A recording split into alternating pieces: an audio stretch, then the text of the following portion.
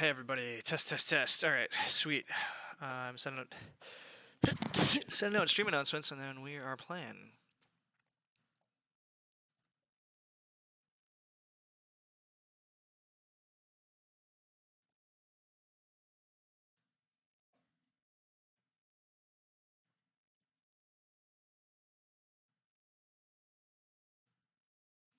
Okay.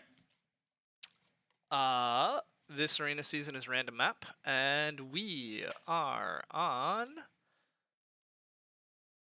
base map. That looks like base map. I'm okay with base map. It's a solid map. Now let's look at some more setup stuff here. We have cultists thrown in. Cultists are always good. What else do we got going on here? We have all scoring pass tiles. We're missing 4 coins, 6 coins, and worker power. So it's kind of a coin-tight setup. There's a couple of cult coins early, lots of dwellings early, and then big buildings and temples late. This is awkward. Finally, you can watch some and not play it. You've been playing a lot, bud. Yeah, it's been cool. Hey, yeah, thanks. We're playing Oscar Brick, Snufkin, and Go Dog. I don't totally recognize a lot of these names, so I'm guessing things are going to be okay-ish.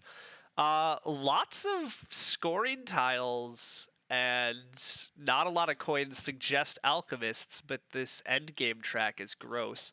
There's lots of cult workers, and a faction that succeeds without a lot of coins is dwarves.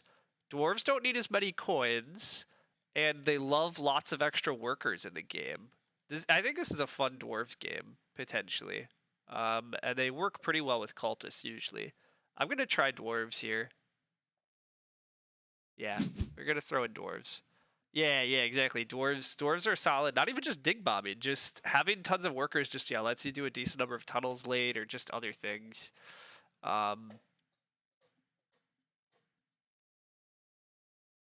And then, yeah, exactly. Dwarves get to start with the priest or the 2 workers tile. Like, there's a lot of solid things here for dwarves, actually.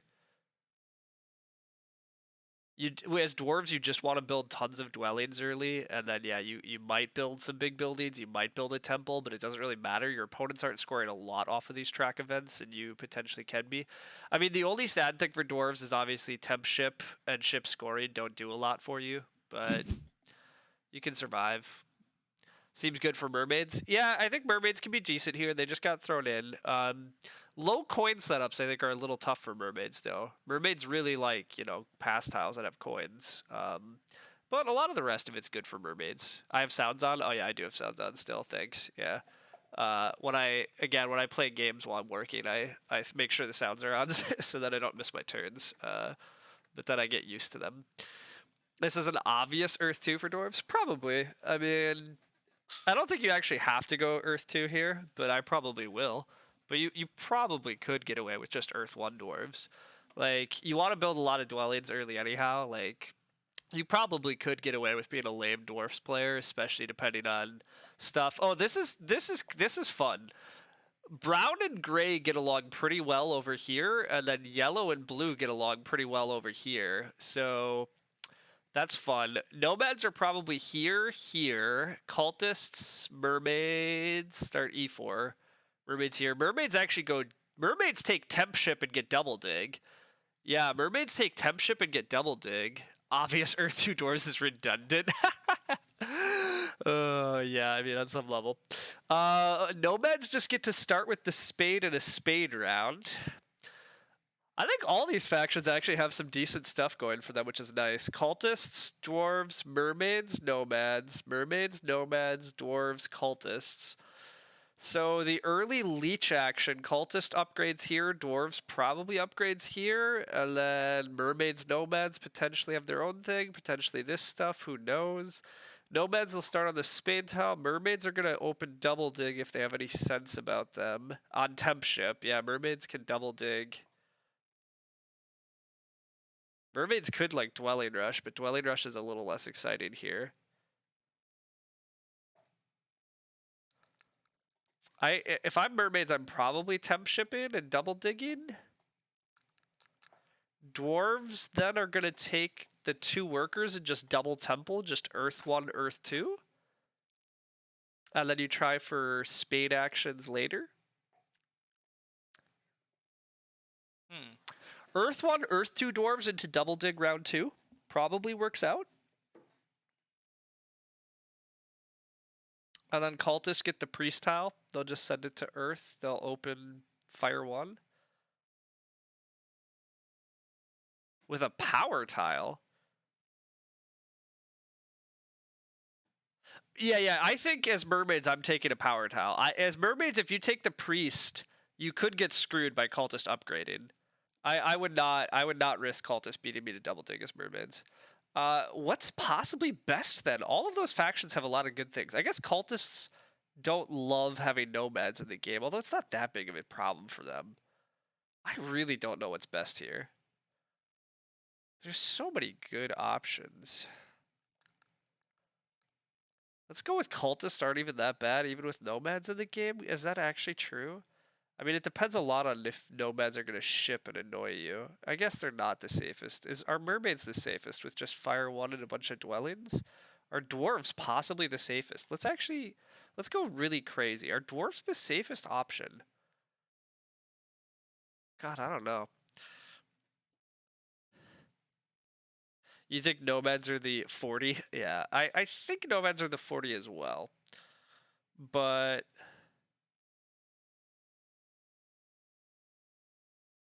that's what I mean. Like, none of these factions are bad. Like, none of these factions are bad. It's really hard, actually, to know what to bid here. Like, I see good options for all of them. Like, it really depends on how the game breaks. So, I mean, I guess I'd rather be the faction that has, like, the way the game breaks best for them. But which faction is that? Yeah, I agree. This should not be a long auction, I don't think. Like, all of these factions have good things going for them. Yeah, if I'm going nomads, I probably am just doing fire 1, to be honest. Full 200. Yeah, these guys are all mid 200s, so. I'm gonna bid 1 or 2 more on dwarves. Kinda just because at this point, I kinda just want to play dwarves, I think. Dwarves seem fun to me. But you think you'd go Act 5 bonus. Oh, gross. I'm not taking single dig as nomads. Also, do nomads even get single dig? I mean, cultists might want single dig here. I guess nomads could take it first action, probably, but you're a nomads truther. I mean, I'm probably saying cultists are best here, but if you want to go with... If you want to claim nomads are better than them, I could listen. I'm certain that cultists are still pretty damn good here also. I mean, cultists have the slight issue that this is getting abandoned. There is an issue that nomads take these hexes from you, but you probably beat them to these. Like, I guess there's some connection problems for cultists, but I might go 1 more on dwarves, actually. God, am I really going 5 points better than cultists? It depends, I guess, where people actually upgrade and how leech screwed I do or don't get. The cult rewards are not great for cultists either. No cult spades, actually. No cult spades is kind of an interesting thing.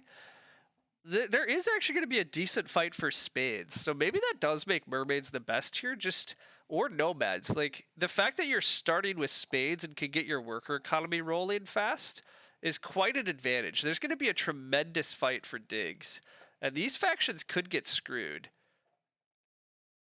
That's actually, if I'm trying to bid for a resilient faction here so I don't get screwed, I should probably be bidding on these guys where I can't get screwed. Like, mermaids are going to have so many hexes to build on early. This is not a strong table, so you just bid on what I want to play. I mean, look, I've played plenty of people in the 200s and 300s in Agricola and Terra Mystica. Like, they definitely can beat me. They're not that bad.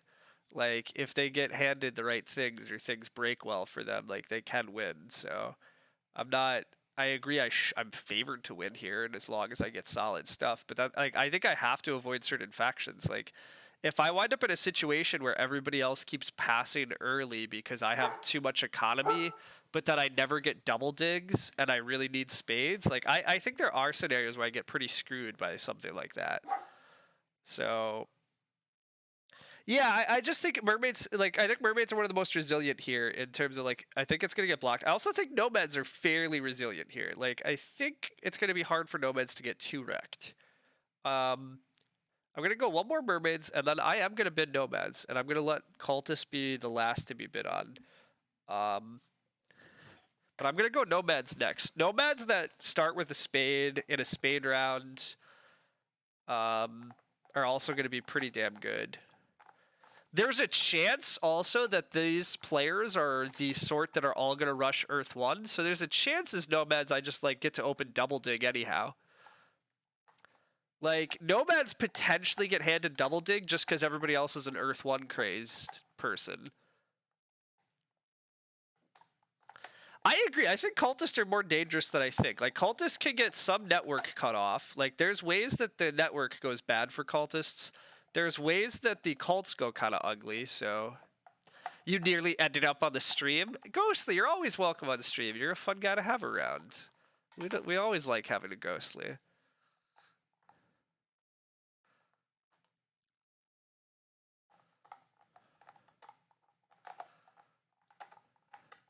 You're pruning. Fair enough. Look, we all prune a little at times. It happens. When we said this wasn't going to be a long auction, I did wind up at a normal speed table, and we're being slightly slow about it, but that's okay.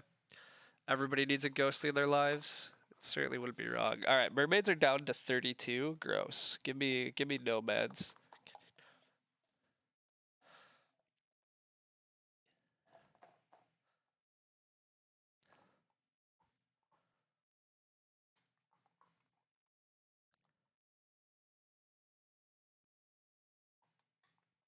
Oh, hey, I'm playing nomads. Look at that.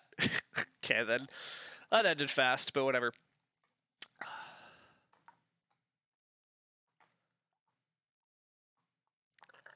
I mean, look, again, we're at the level where do they actually value double dig over Earth 1? I don't know. This is the sort of player base like you don't know. You guess you were right all along, indeed, George. To be fair, Deranged was also right. Deranged thought nomads were the 40 bid. He wasn't wrong. You think there's a chance mermaids are underbid? I don't disagree. There's a chance I was supposed to keep bidding mermaids, but nomads at 40 don't make me too sad here either. Like, guaranteed starting on the spade. I think there's a lot of ways life goes well for Team Nomads also. Like, a lot of ways this goes pretty well for Team Nomads. It's probably true deranged, but... Yeah, okay, that's what you guys are all... Yeah, that's probably true, but again, we'll see it, right? There's definitely ways that the game breaks particularly poorly or ugly. Cultists do start in the center. I was getting really excited about the person that suggested that cultists would go double east. Double east cultists would be great.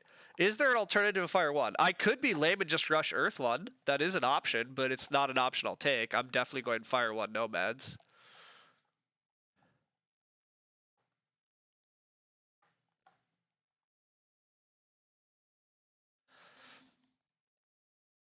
I am a lame Nomads player, and I go here and here, and then I see from there. I mean, I'm probably just going to E8, because I'm probably just going to be shipping up to, like, B4 soon enough, but we'll see. Water 2. Ew. I like Earth 1 if I take coins instead of the dig. Well, to be fair, I'm starting on the spade tile, but you're saying if I take a coins power action, which I probably am taking a coins power action. I don't expect to be getting double dig, but if I get double dig, I'm probably just taking it because denying spades to the table in a dig round is hilarious. Oh, I'm never taking single dig, to be clear. I refuse to take single dig. I just don't think single digging is efficient enough in this game. When coins are this tight, and I'm hypothetically going to have a lot of workers all throughout the game. I'd much rather hard dig pretty aggressively, pretty early. Starting spots are basically what I'd expect. We're just starting here to try to get extra leech, get lots of extra power early. No single dig, no mercy, no matter what. We'll see. Double dig onto e5 would be spectacular. I'm not doing that. I would obviously double dig these hexes and then just take this hex. Like, I'm not taking e5.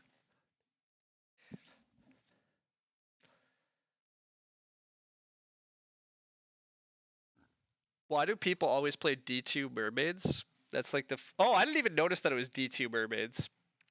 I don't know why they do, but that's I would always be playing E4 mermaids. But I guess D2 mermaids gives you flexibility to just single dig and do that. Well, E4 always gives you flexibility to single dig. Like, I would always go E4 mermaids too. If somebody loses E4, you're screwed.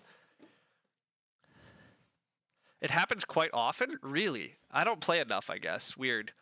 I would not go D2 mermaids just because if you ever lose E4, you're in real trouble. The C1 dig is good, and I guess it's better for towns. Like, as long as you still get E4, it doesn't matter.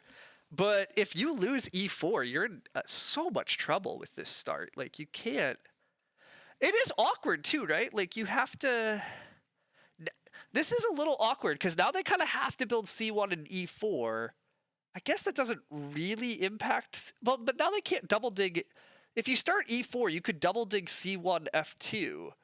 But now that you start D2, you can't leverage that. Like, I would not start D2, but whatever. People overvalue their town spots? Yeah, they do. That's always been true, so. E4 gives you more leech when nomads take E3. I mean, that's pretty minor, but yeah. Anyhow, dwarves take the priest, which is like fine, but I think dwarves taking 2 workers was quite a bit better, but whatever. As cultist, I would take the 2 workers here and be willing to just hard dig G5. I mean, I think 2 workers has to be the best tile here. Like, these are pretty rough choices. Like, there was a quick auction. I mean, it was fairly quick, yeah.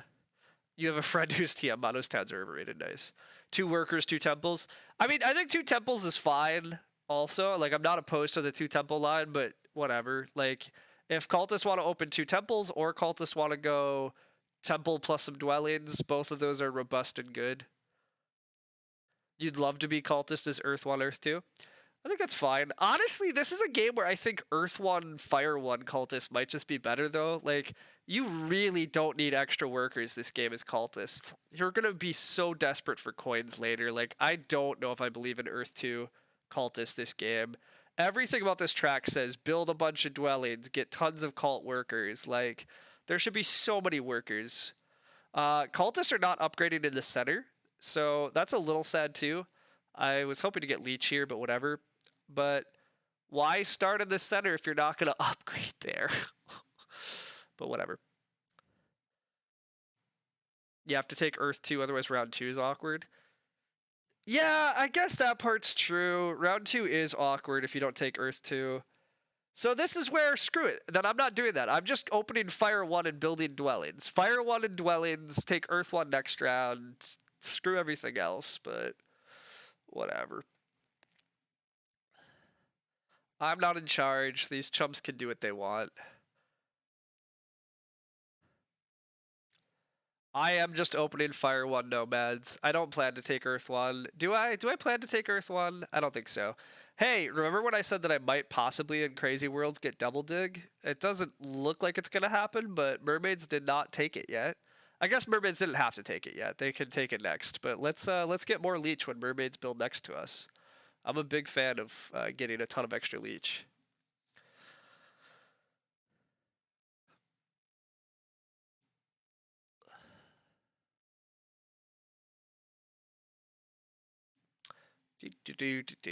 All right, what's next? So I probably take G2. As much as digging E3 is fun, the upside to digging G2 is that 1 shipping gets me a lot of options next round. It does look like this might be an Earth 1 rush. Like, we'll see, but I'm guessing this is an Earth 1 rush table, which is kind of what I was claiming. People in the mid 200s are often going to rush Earth 1, especially in a setup that looks a little lower. Like, I mean, this setup does look kind of Earth 1-y. Wow, dwarves? Dwarves possibly give up Earth 1 for maybe double dig. That's a crazy game, yeah. That's a cool 34 for bonus tiles is honestly insane, right? That's a bonus tile 5 rounds, like always scoring, and then still doing that much from track and towns and favors is pretty crazy. Dwarves getting so little leech. Yeah, dwarves not getting leech early is also sad, but I mean they're already up to 12. Like they're gonna be okay. Mermaids does take the double dig like they're supposed to. Well done. I mean it is a dig round, so it would have been pretty surprising if they didn't, but that does leave me in a slightly interesting spot if I actually want to take coins this round, or if I just single, like, am I trying to double dig next round? I don't know the answers yet. Perfect timing. We can steal Earth 1. We could. Still could grab Earth 1. Honestly, I don't think it's, like, that wrong for us to take Earth 1, but it's really not my style. But I think it's probably pretty close to other options. Realistically, I don't think there's a huge difference here, but I'm gonna take Fire 1 and claim that it's better, especially because I want to do early shipping things. But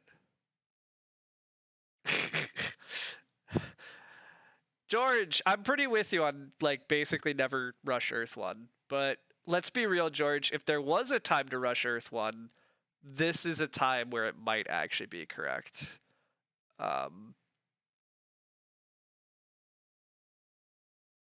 Like, it's conceivable, at least, that this is a game where taking Earth 1 is defensible. Punishing mermaids feels good. I don't know if it's right, but it's not that wrong here. And punishing, yeah, like, I agree. I think coins are just so tight that I'm just taking Fire 1. Wait a sec. Am I taking Fire 1 this action? I don't have to. If I'm taking Fire 1 anyhow, I could just dig. You guys still think Fire 1's just fair? Yeah, that's fair. I don't think it punishes mermaids at all either, to be clear. But I also think the position's roughly equal. You would take coins here, Derange. That's fair, but I'm not taking coins yet. I'm passing first in like every scenario.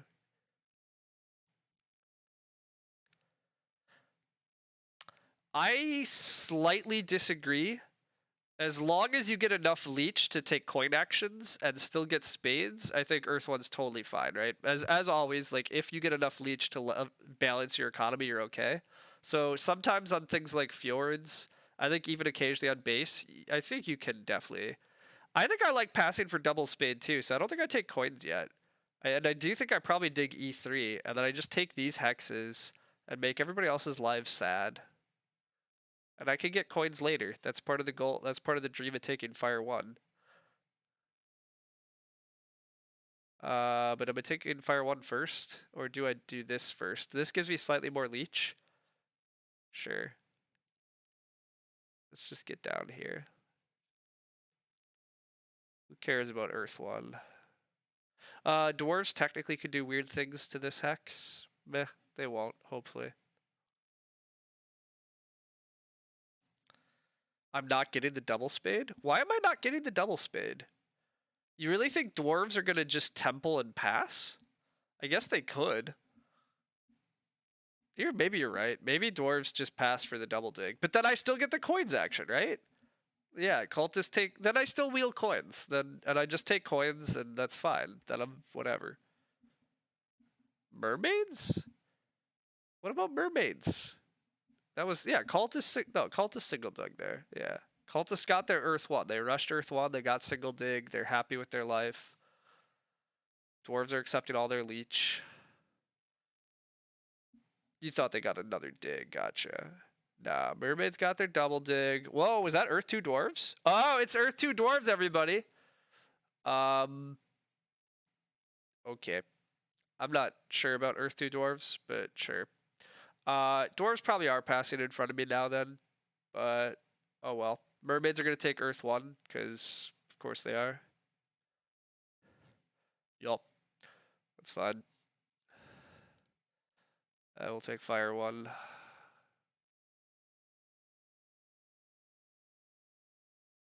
Fire 1. There's still an Earth 1 floating around. Why would we rush Earth 1 when we could just build another temple later?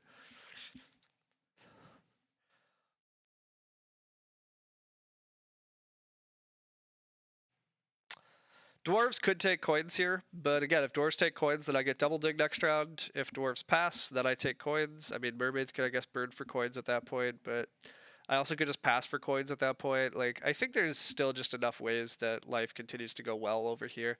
Wow, cultists go trading post. Yeah, I mean, you can, and still build a dwelling, and I guess trading post is better than worker income early, and you're going to build a second temple next round anyhow.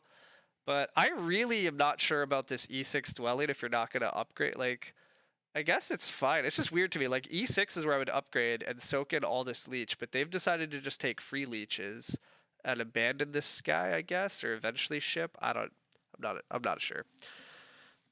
What pastile do we want here? I mean, temp ship is pretty good.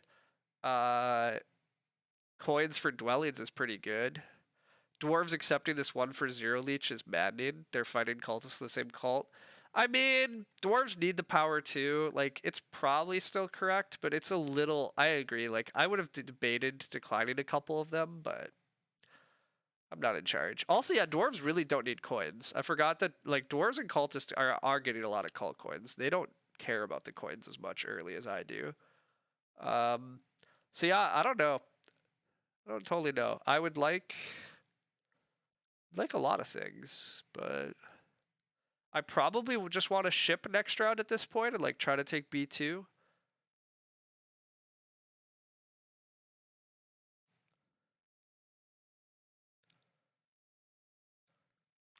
There's just so many hexes on this map if I could just start doing that. Okay, dwarves do pass. So I think I do just take a coins action here then. Dwarves take that, which is fine. So yeah, I take coins here, and then I might get temp ship off mermaids, which works pretty well.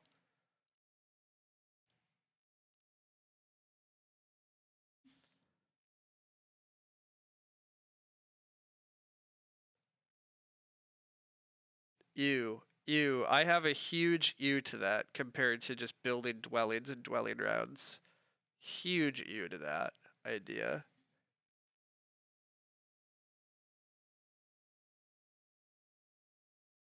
I also continue to think Earth 2 is just a bad idea long term this game. I'm all for Earth 2 giving you early coins in a game where you have incentives to build trading posts, but in a game where you have incentives to build a ton of dwellings after Earth 2, and then you have incentives to just get a bunch of cult workers, ew. Mega ew. You think beautiful aesthetic. You can. I'm just making it clear that I think ew. Looks like we're passing here for temp ship, as I talked about. I could, I guess, just go for double shipping next round otherwise. Wait a sec. Am I supposed to take this and just double ship? The upside to temp shipping is I probably get single dig. Dwarves double dig. Mermaids could single dig. Gross. I'm not sure they should. Mermaids should take coins. But who knows?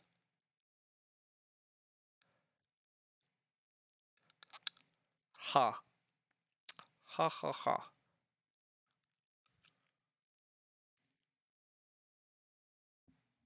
Just hard dig? Yeah, I might just hard dig next round. I mean, there's still a temple for Earth 1 otherwise, so it is a little awkward. Like, there is some funky lines here, and temp ship is only useful if I actually use it next round. Whereas if I'm just one shipping next round anyhow, does temp shipping do me anything? Like, it's not clear to me temp shipping actually is an advantage here for me, or enough of an advantage. Now, if I somehow get gifted double dig, it is, but I'd be shocked if dwarves don't open double dig. Their worker economies needs it. So the priest might just be better.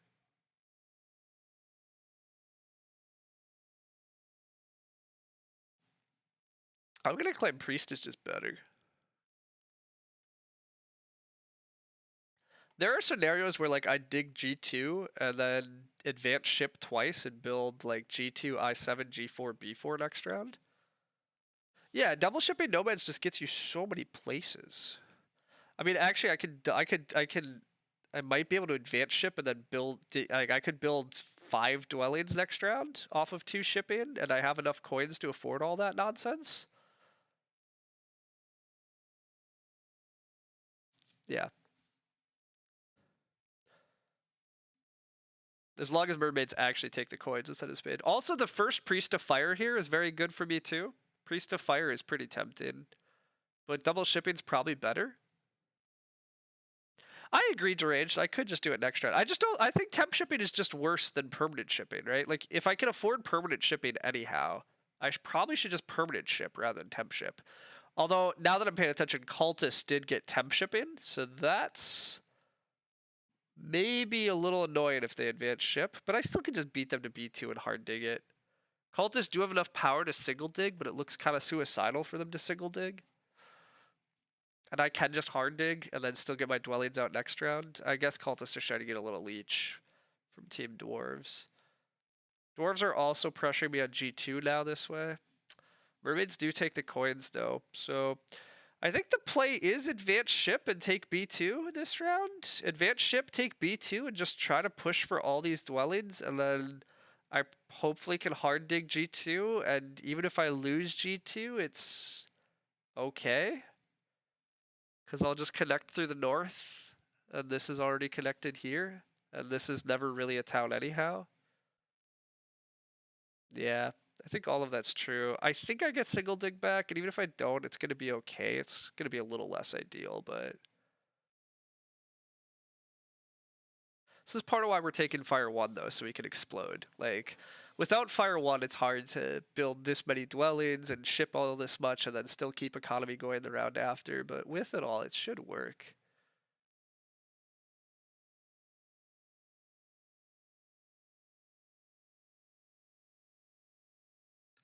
Yeah, we'll see. By the way, this again is where mermaids were supposed to start on E4, I think. Like, the mermaids starting on E4 meant that they could have, again, dug F2, C1 last round, and they would just be on, they would have more total structures at the end of this round, but they can't reach H2 easily now. Cultist does go for advanced ship, so Cultist is eyeing up B3 probably, or maybe H5, but they might be eyeing up B3, but I can beat them at least to this stretch. Dwarves take the Priest of Fire, that's fine. Mermaids are fine, they're advancing ship. Okay. Yeah, that's true. Mermaids are advancing ship and then still building all these dwellings. Oh, nope, they decide not to. Okay. I mean, Priest of Water is very tempted here for them too, so we take the single dig. Don't question it.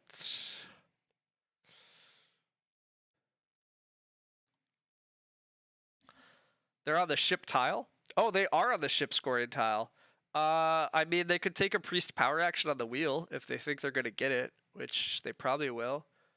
But yeah, I guess yeah, advanced ship mermaids looked very good here. They had exactly the resources to advance ship and build 4 dwellings, and this round at temple 7 dwellings, doing absurd mermaid things, and now it's a little harder.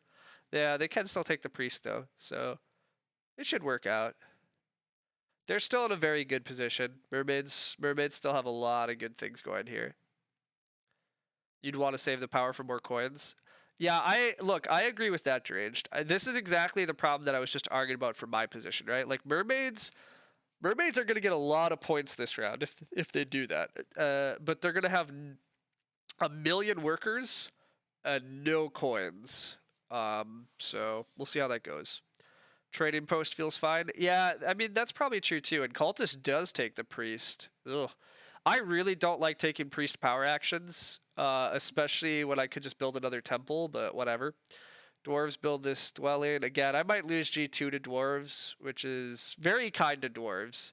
Very kind to dwarves, but it's probably what I'm doing at this point, realistically.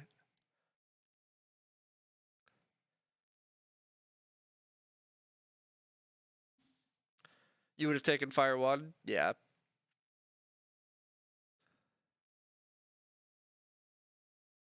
Cultist advanced shipping again. So cultists can build A7 now.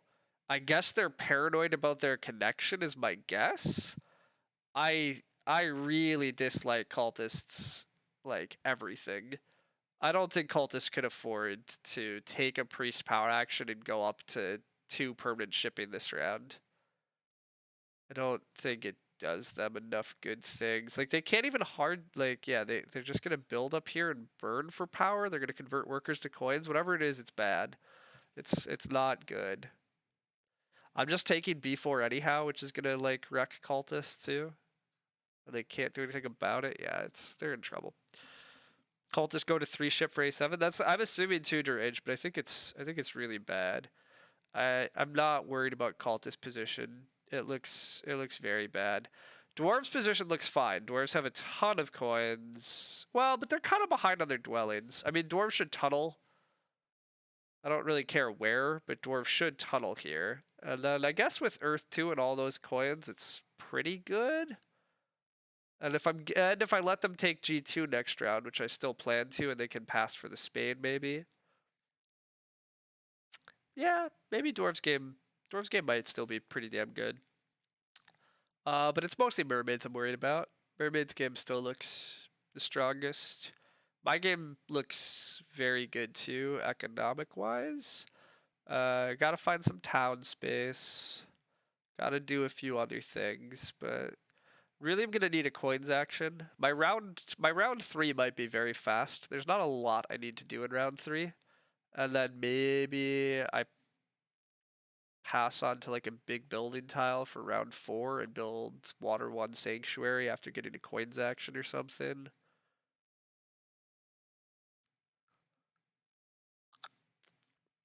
Yeah, we'll see. We'll see.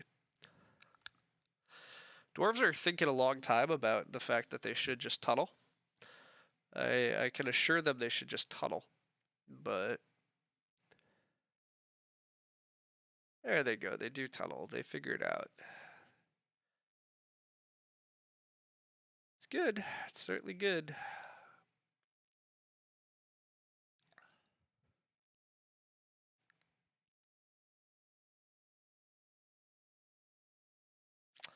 Dwarves game still is going to be pretty good. I mean, it's a little slower of a start than you'd like, having to double dig. Wow, mermaids pass. Mermaids passing when they can still build a dwelling is aggressive, but I guess the spade is very good. But I would build a dwelling when you can. But I guess it's still a dwelling round next round. Spades are good. I don't know. I'm not a fan of that one, but I don't have to be. All right, we're just gonna build. We're gonna be the guy ending this round with temple and 7 dwellings, and 2 ship. And end round 2 with temple, 7 dwellings, 2 ship feels pretty good. Feels pretty good. Fire 1's too strong. Yeah, it is. It's too strong. It's very good here. It's very good here. I might get this dwelling scoring tile. This would actually be incredible for me. 2 coins and like 7 or 8 points. Sign me up. Actually, just 8 points probably. I mean, I'm probably hard digging out a dwelling next round. And then build a trading post or something. Yeah, I think the next round plan is going to be hard dig E2 and build a trading post. I'm probably not building that many trading posts because I don't think I have that many coins. Like unless I get gifted a ton of leech and a coins action or something, but I'm imagining round 3 is fairly short, and then the goal is to priest of fire. I also want priest of fire. Interesting. I'm starting to come up with quite a few actions for next round. I want priest of fire. I probably want a hard dig. It might be that. It might just be those 2 actions pass. Get a coins power action, sanctuary for water 1, then build the trading post in round 4. Maybe even get to pass on to this trading post tile that nobody wants. Something like that would be pretty groovy. We'll see if we can get away with such dreamy things. Cultists, ship scoring is also very good for us here. I forgot. So I should get ship scoring or dwelling scoring here. Like, there's a lot of ways this is very good.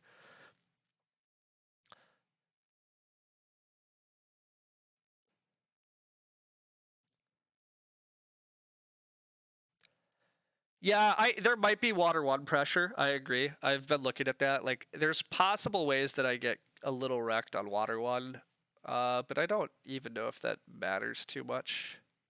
But we'll see. I will grant that despite me claiming that it's a coin tight game, my opponents have a lot of coins. Although, I mean, again, they have a lot of coins, but when you consider that I have 2 shipping and 7 dwellings out compared to how many dwellings they have out, who's actually ahead in coins is always, you know, kind of an interesting thing to consider. But we'll see. Cultists are passing, which is predictable. We'll see what they take. Cultists probably should take ship scoring, right? They went manual 2 shipping here. Like, wow, they could pass for the trading post tile. Well, both of these being open is incredible for me, right? I pass on to dwelling scoring here, and I try to pass on to ship scoring into round 4.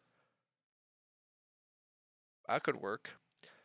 But yeah, the trading post scoring for cultists is very weird. I get that they still have a trading post up, but it doesn't look good. It's well, because it's not good. It's not. But all right, whatever.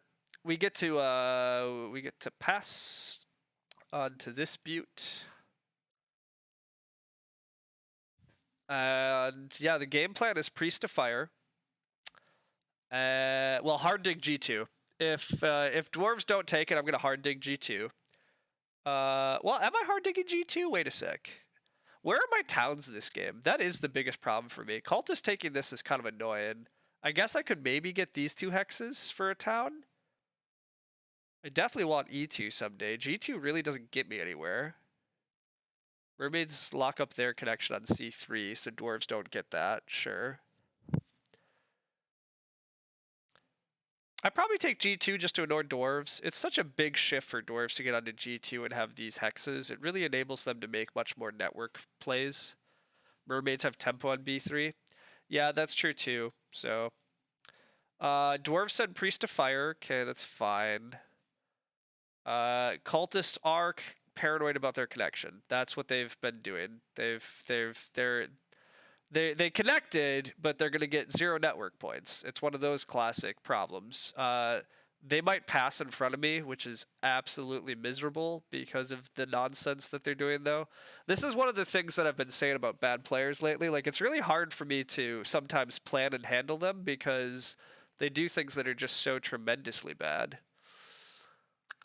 Also, I maybe should have taken the ability to actually take this stupid thing, but whatever. I think I still. Oh wait, I have no dwellings. Wait, I literally built down 8 dwellings last round. Wait a sec. Whoops. When did that happen? 1, 2, 3, 4, 5, 6, 7, 8. Oh, awkward. Awkward. Yeah, it's just priest to fire and pass then. I thought I still had a dwelling to build, but I don't have a dwelling build. So yeah, it is just priest to fire and pass. I thought I had an 8th dwelling I could build, and that I would take G2, but oh well. We need to put our. Oh god, we are not putting our sanctuary town up in the north. We can win this game with 1 town. It's fine. I don't think the trading post line was good deranged, but you certainly could have tried it. But I think it's pretty wrong. That's still my continued belief, but.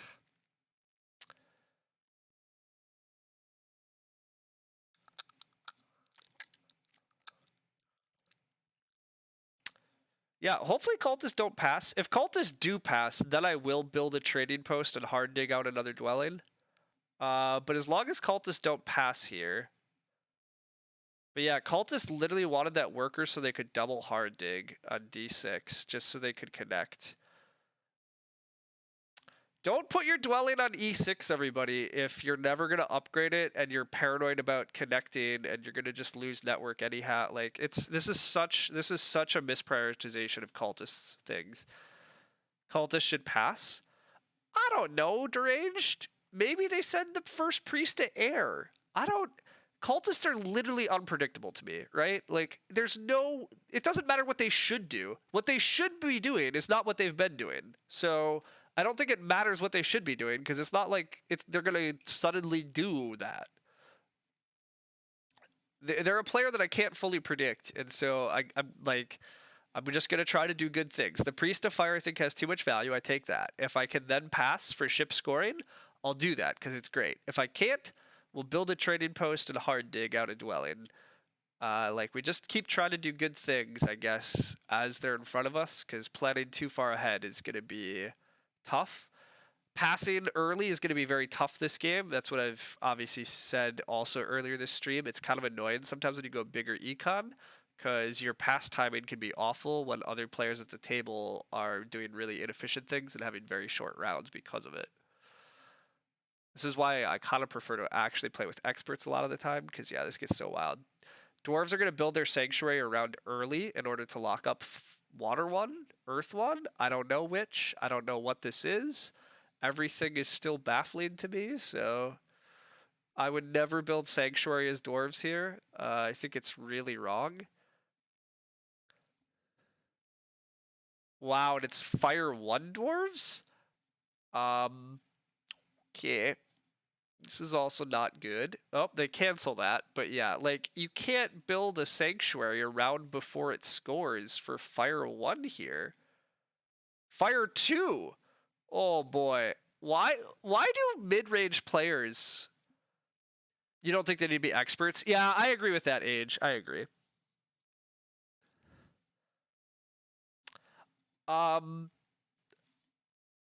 There's not really been salt this game, Bowser. Everything's been fine.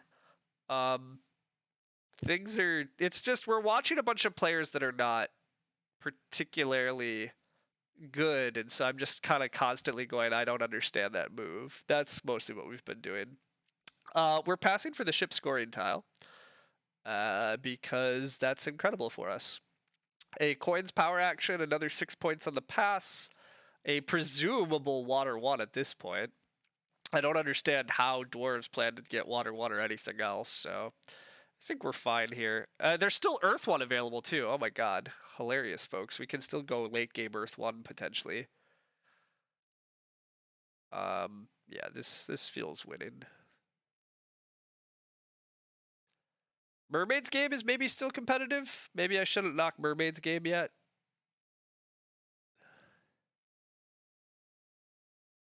Mermaids are probably still in this, but cultists are definitely out of it, and I feel like dwarves are out of it with that move. Like, you can't take fire 2 in round 3 off of a sanctuary. Like, I guess they're gonna take the 2-key town.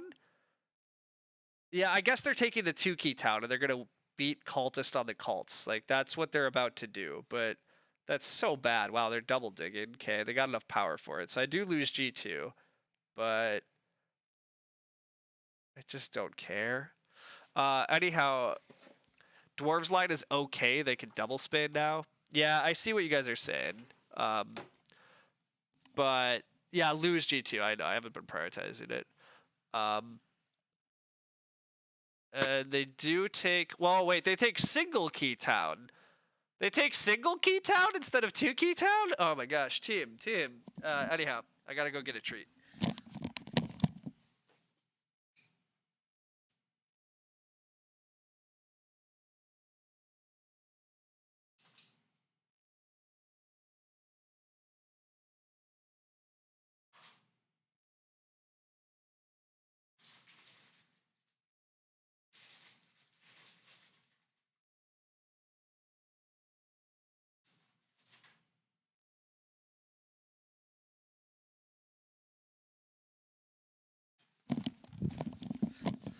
My secret dog treat stash had dried up, and I just put dog treats on my whiteboard that organizes my life, so that next time I go shopping, which is probably tomorrow morning, I'll actually get him some more.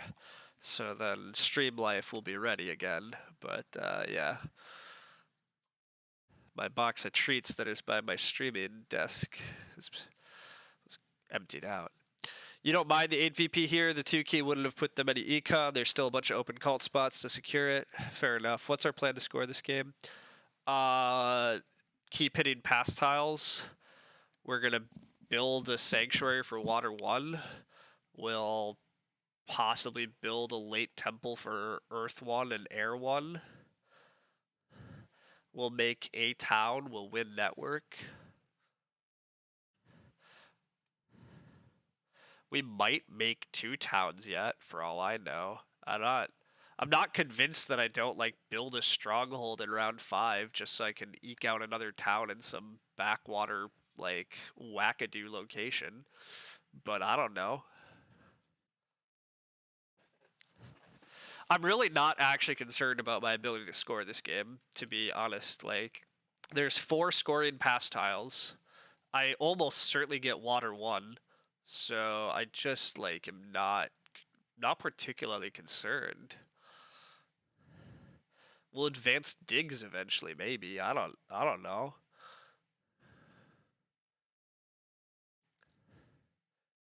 This round, I should get away with Sanctuary for Water 1 and build all 4 trading posts, and my economy will be wackadoo. So, yeah, I guess that's the plan.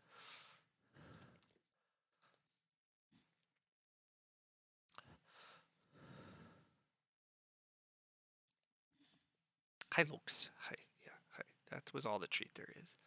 I also don't love using my well, I guess Dwarf Sanctuary is fine, whatever. I'm not a fan of this line for dwarves, but Zavok said he thinks it's okay, so we'll accept it. But guaranteed water 1 with coin action. Oh yeah, dwarves can't take water 1. Cool. Cool. That's good. You've warmed up a bunch to low town ship rush strats. Just get coins and priests. Spades are expensive, thus for chumps. Yeah, I mean, that's kind of what I've been doing this game, right, Bowser? I agree. Like, the thing that I think a lot of us forget, actually, is, like, spades are expensive. Like, the highest scoring and best games almost always come from just shipping and building a bunch of cheap hexes and then figuring it out later. Now, admittedly, later, you hope that you can get more than a town off of it, but I've done super efficient stuff thus far this game, so it's hard for me to think it's going to go too poorly. I got to pass on to a tile that was just 8 points. I'm on a tile that's at least 6 points. Like, that is a lot of what it does too. Exactly. Like, I built a ton of dwellings early. It hasn't killed my economy. It's hard for that to go wrong, but we don't get a video about my best 4-town game. Yeah, there's a little bit of that. Yeah, step 2 equals coins, power, actions. That's actually pretty true too. That is a lot of what's in the middle. that is pretty much what the middle part is. Yeah. But anyhow, yeah, team. Can anybody tell me what's wrong with Sanctuary for Water 1, build 4 trading? Well, do we build 4 trading posts? We can build Sanctuary, trading post, trading post, trading post, but then we kind of want to leave 1 trading post here. We might stronghold up here and hope to God we get both these hexes. And if we don't, then whatever. We'll see. It's a lot to do, but what else do we got to do? This costs 4, 5, 6, 7, 8, 9, 10, 11, 12. We could even get away with a hard dig this round, maybe. Just put another TP somewhere else. The last TP is very fun, right? It produces 4 coins. I mean, the more I'm thinking about it, I was going to say, I can hard dig and build E2, and then build the trading post here, and I can still pull that off. I need 1 more worker, though. Nobody's taking A6 on us, but B3 could get taken by mermaids. Mermaids don't really need B3. Cultists don't really need B3, but somebody could take B3 on us.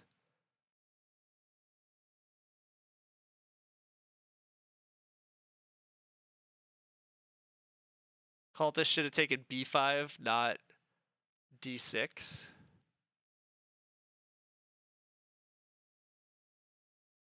Oh, yeah, they could have taken B5 instead of B6 just now in order to move. I guess this gives them weird bridge options instead, but yeah.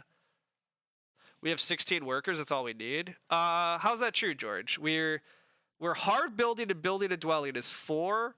Oh yeah, duh. Hard dig and build a dwelling is 4. Sanctuary is 4. The trading posts are 8. Yeah, God, yeah. We can hard dig and a dwelling in there. Now, do we have the coins for all that? It's 6 for the sanctuary, 12 for the trading post is 18. The dwelling makes it 20 coins. Hey, look at that. If we burn power, we have 20 coins. Yeah, so this round is going to be stupid. We get to, sanctuary, 4 trading posts, make a town. Do a hard dig in there. Seems pretty good. Priest of Fire in there. Did we just hear maths? Yeah, we hear maths all the time on my stream. It's Bizzle that doesn't allow maths. I am literally a like, I have a degree in mathematics. My Bachelor of Science is in mathematics. I'm a huge fan of the maths. Do we have time for Priest of Fire? Is Priest of Fire actually what we want? Just lock up the fire cult? Maybe. I don't know. Oh, wait, I'm supposed to just Sanctuary, right? I don't know. Let's just Sanctuary and not worry about it. We'll figure out the other stuff in a sec. We'll try not to bog down the game in thinking when we don't need to think here. What town do we even want? That's the thing I actually don't know. Like, is it just a priest town?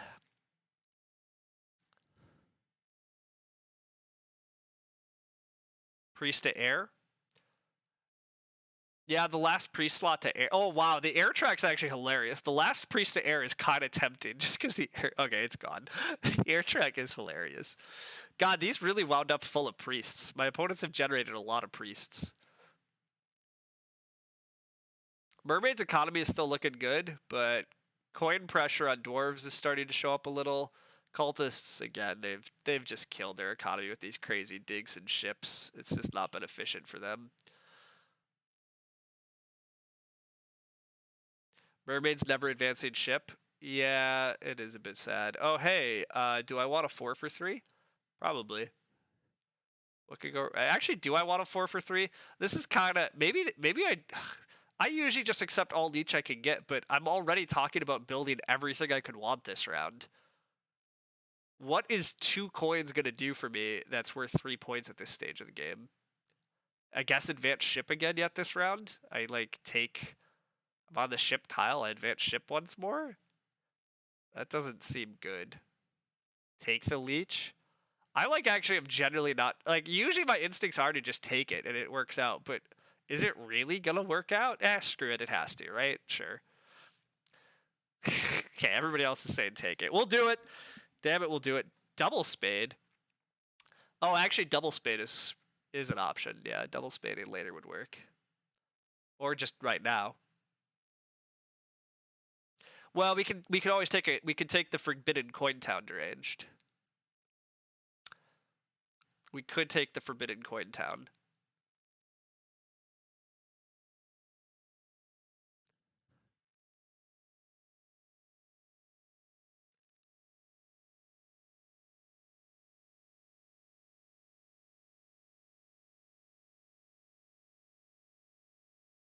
Oh Lord, I don't have any dwellings left. Well, we're not doing that.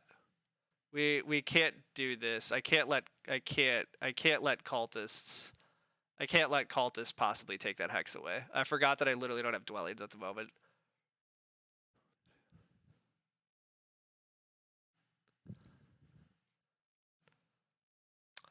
Yeah, the coin town's a little crazy, but well, we haven't given up on Earth 1 deranged. Why have we given up on Earth 1? We'll take Air 1 later. We'll advance digs. There's so many ways to make points in Terra Mystica. It's gonna be fine. It's gonna be so fine. We can take a late Earth 1. We've given up like 14 Earth 1 points? Sure. Do I care about cultists in the slightest? No, I don't. I'm not winning cult against cultists anyhow. They can go do whatever they want. Cultists are taking like water 1 here because of course they are. Yeah, dwarves wind up water 1 blocked, sure. Cultists taking water 1 is hilarious. Mermaids taking sanctuary for water 1 is reasonable, but mermaids are completely in coin problems at the moment too. Their economy's not sorted out. Now I can take the double dig, and then build here, trading post here, trading post, trading post. Hope nobody wants B3. If somebody wants B3, I'm going to be a little sad about the setup that I'm doing, but meh, if I get blocked, I get blocked. Or was I supposed to set up the town over here? Wait a sec. Wait, should I build... I should just build A9, actually, right? I should set up my sanctuary town here, or stronghold town here. God, I mean, this area is so risky for the stronghold town too, though. This area is awkward for the stronghold town.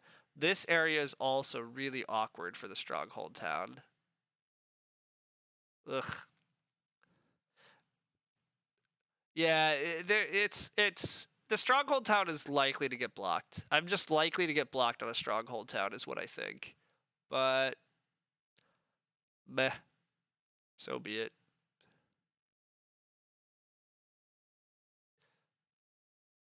Maybe I should I even go for a stronghold town? I should probably just try to like double hard dig this. I probably should skip stronghold next round.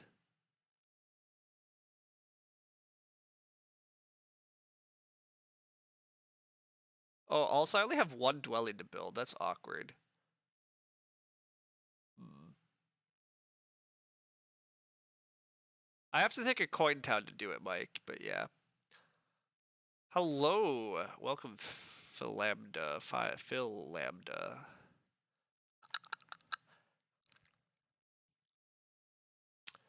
I don't love turning this yellow. But, oh wait, no, Cultist, okay, Cultist can't single dig. Cultist can't conceivably hard dig. They're not going to mess with that Hex. I have to build on E2 because, again, I only have one dwelling left. It's awkward.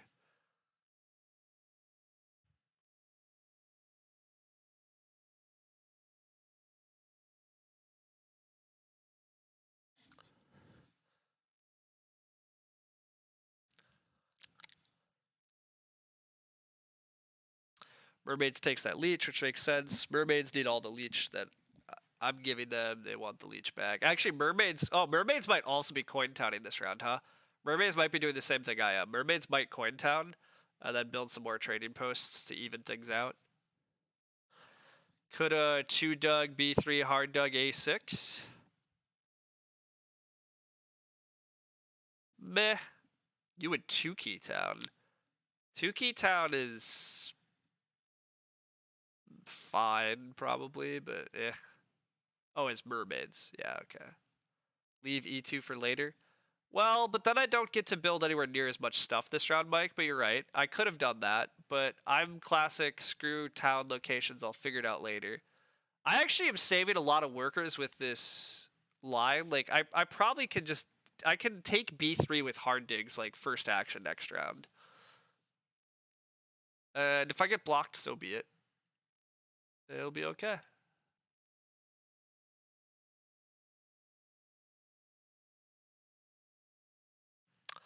What pass tile are we getting next round, by the way? Are we getting Mermaid's tile?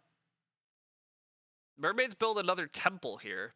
That's... I do not like the temple. They need coins. They need trading posts. They don't need a temple. What are they templing for? Fire 2. I mean, you take Fire 2 later. You build another trading post right now, but apparently you don't, so what do I know? Merbs don't want B3. They shouldn't want B3. So I agree. Don't waste 6 workers on B3. Advanced digs. Yeah, Mermaid's already sanctuaried, exactly. Mermaids do take the 2 key town, so you were right on that part, deranged. But...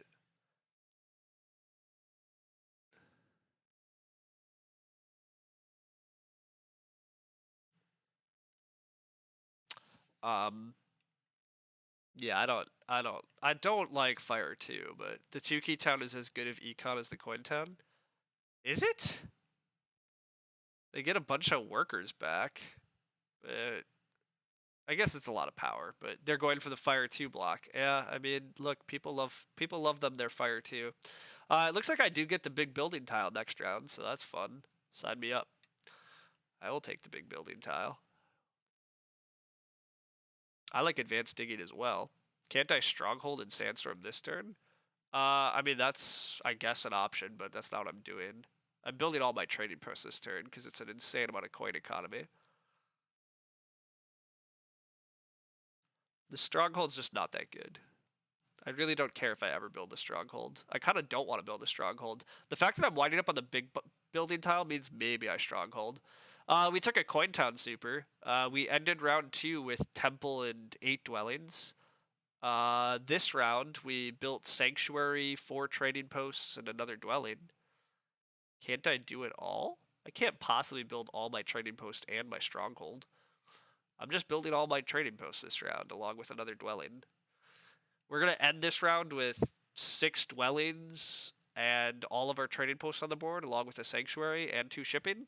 Feels pretty good for the end of round 4. I think I'll be okay with just that.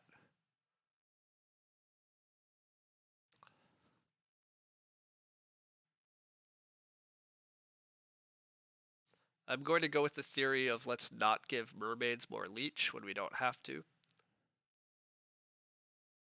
We will give our cultist friends leech. Because they are our friends. Oh, yeah, we still have fire 1 too. Oh, look at that coin income. Would I advance ship here? No, I wouldn't. I'd rather just build a trading post. It's fine. I mean, I'm literally at 83 at the end of round 4. We have time to find points. I continue to not be concerned. Yeah, the fact that I'm getting this tile means that strongholding almost certainly is better. I'm sorry, team, but I think I just got a stronghold next round. I can advance dig in the end. You mean now? Yeah, I'm not advancing ship now. No. I'm not advancing ship now. I need this priest for the advanced dig possibilities, right? I mean, I'm debating this priest to fire also, but I think it's wrong. I think I just saved this priest for advanced digs in some future because I am building practically everything anyhow.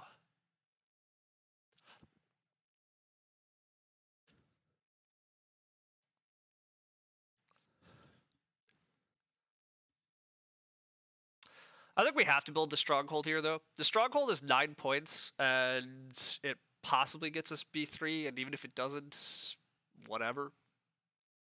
Honestly, even if I don't get B3, there is a chance I could actually carve this town out still. Like, I might still 3-town, even with the stronghold, right? 1, 2, 3, 4 more hexes. But I can easily build a temple or 2 in the final round when they're points. So, it's possible I 3-town yet. Advanced ship for points? You guys both think I should have advanced ship there. So I would have spent a worker as a coin. It would have burned more power, which I agree. That doesn't matter much. I guess since I'm not advancing digs here, maybe it was fine.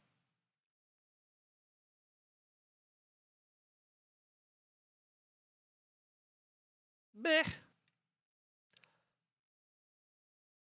It maybe was correct, but I don't think not. I think that's one of those minor decisions. I don't think that's like a major blunder. Like I don't think I'm not gonna call it a blunder. If it's like a mistake, maybe. But if it's a mistake, it's by like a point or 2, probably. So I'm okay with that. TPs are an awkward position for the B4 town. Well, not really. That's the point. Like I can the B4 town, I build stronghold, build a trading post here. Then I make a temple, build another trading post, make another temple, build another trading post. Like I absolutely can do this 3-town line still, and it's fine. You think I'm just the best here, so it's all aesthetic? I mean, it's still worth talking about. Like, it's important.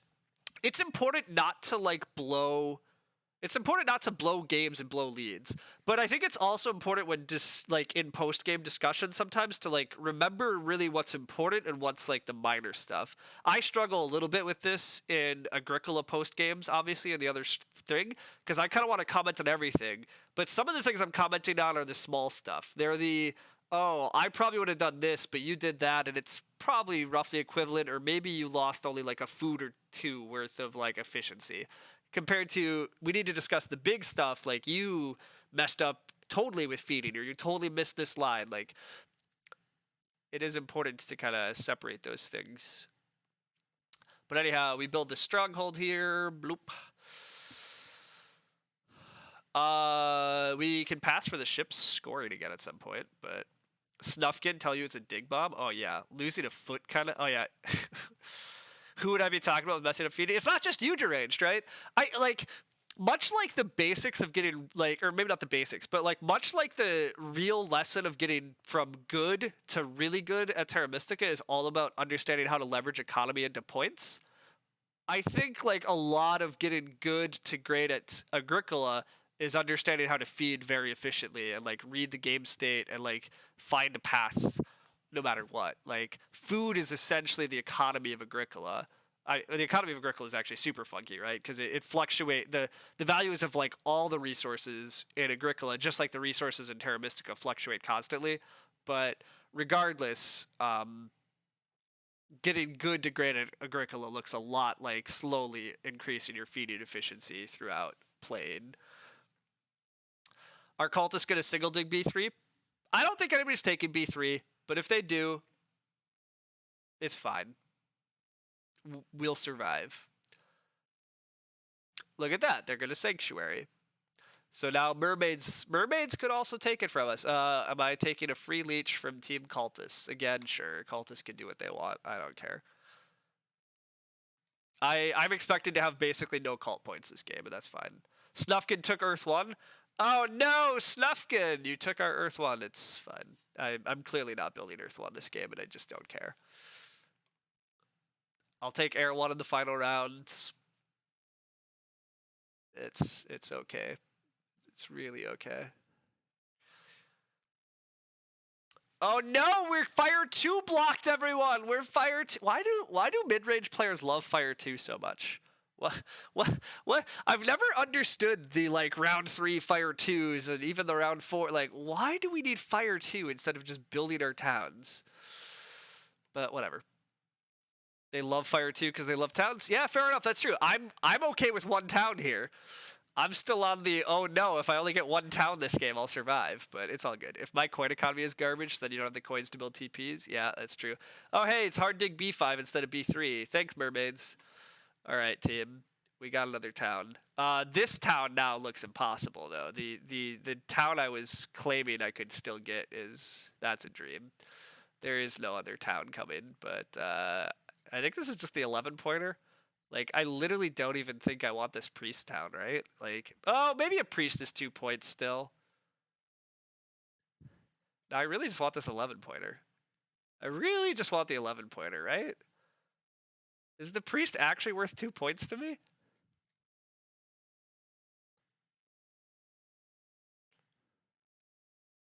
It's definitely not a coin town. I'll claim the priest town is worth something. It's fun. The priest town is fun. It lets me do things, and again, I think I'm just winning the game regardless, so whatever, but only take a priest if it's worth 3 points? 2 points. We need a 2-point priest. It's 11 versus 9. Oh, I see. Even if it's worth 2 points, I deny 11 points to the table. Meh. I mean, usually a priest, if it's worth 2 points, it's worth 2 points on a cult. So usually it means I'm denying somebody cult points. But I give it, yeah, I don't know. I mean, a priest is technically at the very worst, it's 1/6 of a point because it's worth, or 1/3 of a point because it's a resource. So I don't know. This priest is not worth 2 points on the cults. Well, that's a shame. I should have just taken the 11-pointer then. But what if I want to advance digs and advance ship and I don't know what else? It's worth 1?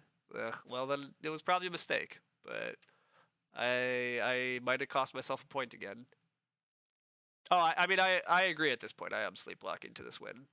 I'm about to pass for the ship tile, I think. As much as I want to build this other trading post again, I think just passing for the ship tile and another coins action is way too hilarious. So I'm pretty sure that's what I'm doing.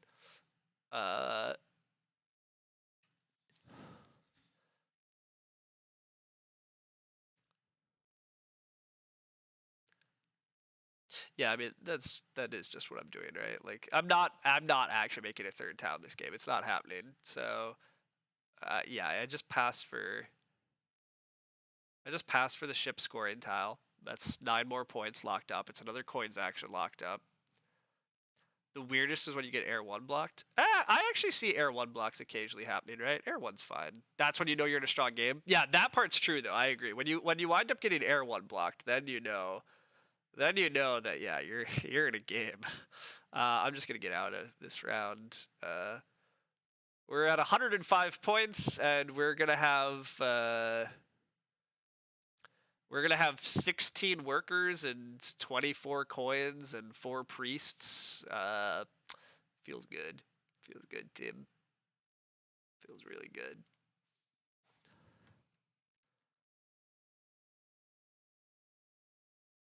Meh. I mean, that's probably true, Crazy Crocodile. But tell me why cultists... See, the thing is, if cultists pass, then I get a dwelling tile. This way, I get a ship tile, which comes with 1 more point, and it comes with a coins action. I'll take that. I mean, is that this last trading post is good, right? I guess I could have built a trading post that gives me 4 coins, but then I lose a worker. But do I care about a worker? No. So maybe I'm supposed to build the trading post. But again, we're in the...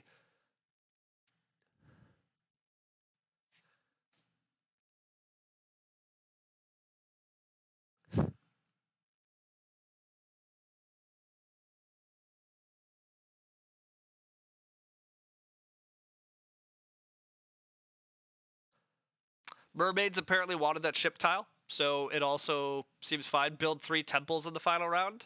Yeah, we could do something stupid like that. So we could have had trading post, advanced ship, build IS-7, more economy. Oh no! Do you know what also is more economy? Taking the damn coins action away from the table. Boom, I did it. I also denied mermaids the ship tile, which are the only conceivable faction that could ever get remotely close to beating me here. Boom, I did it. Again, we're talking about the, like, what was the best versus what, like, I don't know. I'm not sure if building a trading post and staying in the round was better, but again, this is very small potatoes in the optimization algorithm here. Like, the line I'm on has got to be about as good as the build a trading post line. But it loses me a worker deranged.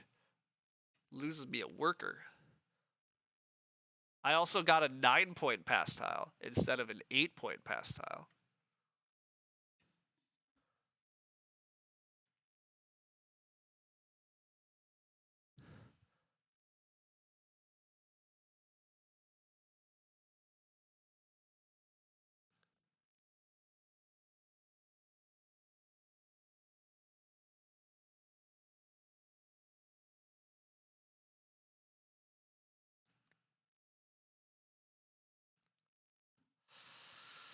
We were building I-7 in your line?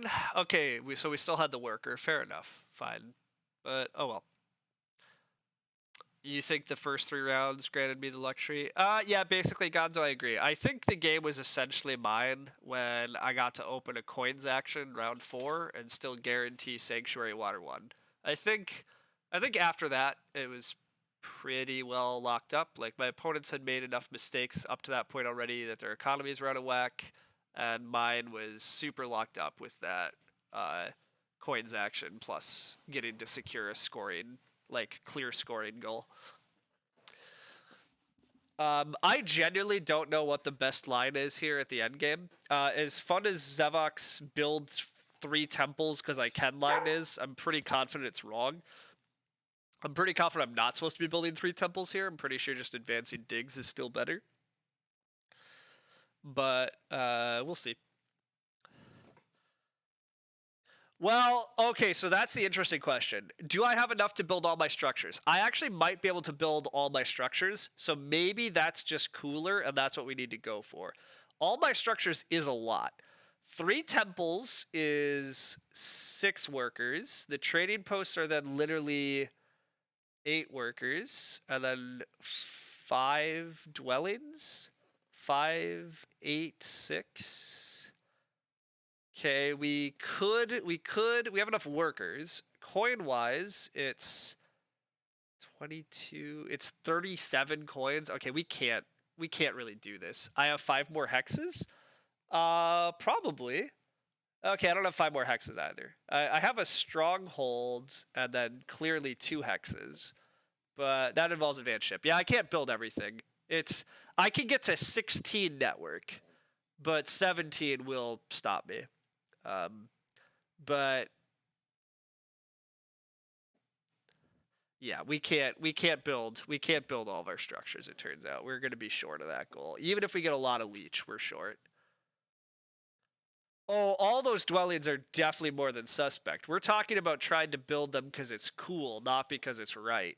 If we're really trying to do what's right this round, it's probably build Air 1 temple, build 2 trading posts, build enough dwellings to guarantee network, which might be 0, and then advanced ship and advanced digs. That's probably my right line to finish this game out. And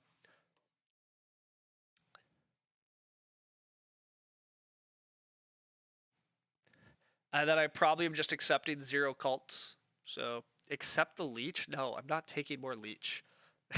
There's definitely nothing more resources are doing for me. It's too late to ranged. It clearly is not helping me.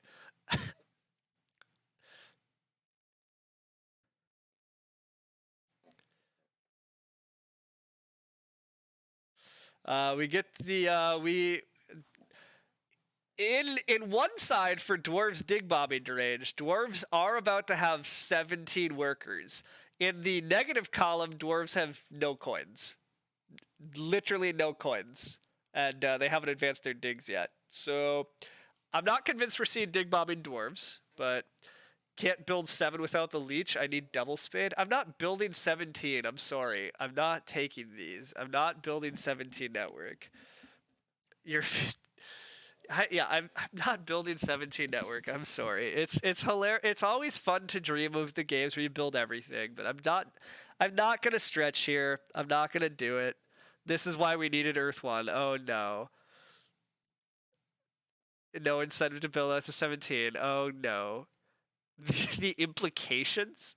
What are the implications of 17? That I've built all my stuff as nomads, like just again just flexing because it's cool. I don't need to do it. It's okay. I would have 17 structures in play. It's true.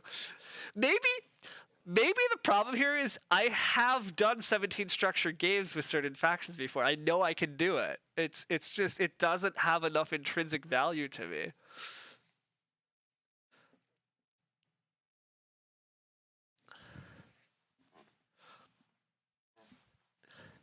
Also, maybe I'm silly, but like, is there a way I still lose this? Again, I have no cult points, and my opponents at least have points. We are quite a ways away from 17 still, too, exactly. We need double dig. We need a lot of leech next round. We need a lot of coins. Like, it's 17 is still tough here. I've done it with engineers and alchemists. I'm not sure I've actually done it with nomads either. But if I was doing it, I probably needed to play this game slightly differently. I took a priest town. This can't be a priest town. This had to be another like coin or power town. Like it had to be more resources. Like 17 is pretty insane. We are coin short a lot at the moment. Yeah, I know. I'm aware. Like we're way coin short actually. We need like 11 coins and we need a double dig to make it happen. So that's we need 17 more power, meaning we need 34 more leech accepted. Let's just go with not happening, and instead let's just make sure we actually win this game. Our opponents are not that far away, so this conversation is making you sad that we didn't build with this. I mean, building the stuff would have made it a little easier to hit 17, but you did 17 against the crappy app AI. Nice. Yeah. Okay. I playing the app. I also might have done 17 once or twice when I was just grinding to like figure some stuff out. Because yeah, they really undervalue a lot of things. Um, I might have a 17 structure cultist game. I don't know if I could find it, but I might have done it. I might have got it with cultist once. But yeah, the hardest thing about the app is getting enough leech to keep taking power actions. Because yeah, sometimes they do really dumb things. But alchemist, nomads, NGs. Wow, nomads twice. That's cool. I mean, clearly alchemist and NGs are the most likely to go to 17. Yetis can also go to 17 if people feed them stupid amounts of leech. That's obviously a slightly different world, though. Amongst base game factions, after alchemists and engineers, it probably is nomads. I mean, nomads with that extra dwelling, that's quite a big advantage. I think cultists are probably close to next then. They just get so much extra economy, obviously, when they build. And then it's probably stuff like Stronghold Witches can get to 15. Yeah, or like exactly. I bet you Witches are probably on the list. I mean, I think I had this discussion once on BGG. I don't know if I can find it. But I think there was a thread that discussed this, and I think that was back in the day that Juho actually still answered some questions. Well, he still does occasionally. I think Juho Snellman searched the site and literally found all instances of 17 structures. Maybe it was Steve. Steve is also very good at scanning. And there was a list of factions that were most likely to 17 structure. I have no idea if I could find it again, but yeah. Yeah, witches with the stronghold Stark in 17, yeah, for sure. Oh, maybe I'm getting that mixed up, Deranged, then. Maybe you're right. Maybe I'm thinking of the 4-towning BGG thread. Maybe that's what I'm thinking of, possibly, but... Yeah, I heard that. That's after my own heart. 205 with 4-town witches. That's a dream. That's a game. I'm very jealous of that.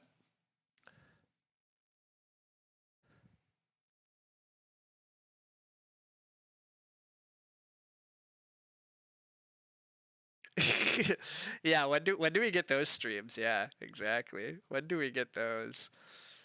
We don't want to hear this stuff about you have kids and familial obligations. We want streaming. Mermaids wind up on big building tile. I really haven't been paying attention to my opponents, but I continue to, yeah. Dwarves at least have points, but literally no coins and 16 workers is kind of hilarious. But I mean, my opponents are not like I should win this game still, but like mermaids have a town coming in, and some of my opponents have cult points, whereas I literally I've given my opponents all the cult points. So I really do need to make sure I actually build enough stuff here to win. Did dwarves up digs? No. Dwarves have not upped their digs. They did take Earth 1, but they only have 1 dwelling left. They do have a stronghold at least, but oh, they got up their 3 coin trading post. I lied. They're gonna have some coins next round. Let's not knock it, but it looks like slight trouble. Looks like slight trouble for Team Dwarves. Team Dwarves have not connected yet either. Dwarves might connect soon, but anyhow, let's snap that off. Claim many. Yeah, look, okay. I should still be ahead by a lot. You're correct, but I always look at games and I'm like, wait a sec. I am not crushing this game by 40 points. It feels like they're too close to me. But I mean, yeah, realistically, mermaids are 15 points behind me, and they have a third of the resources I do, so that's probably not good. Who's not on a pastile, by the way? Oh, cultists are not on a pastile. Yeah, cultists are super dead. I'm not concerned about cultists in the slightest. They are comfortably far enough behind. I'm not afraid at all. But mermaids should have a pretty easy second on network plus another town. I guess that's still, yeah, nowhere near enough, but I feel a lot more confident in Agricola. It's partly because in Agricola it's still way easier to see exactly where people's scores are. Here, the slight problem is I haven't actually done the math, but like mermaids have like 16 cult points on me. They still have decent network. They have another town. Like I could do the math right now. I just haven't. In Agricola, it's much faster for me to be like, oh yeah, these guys got nothing. But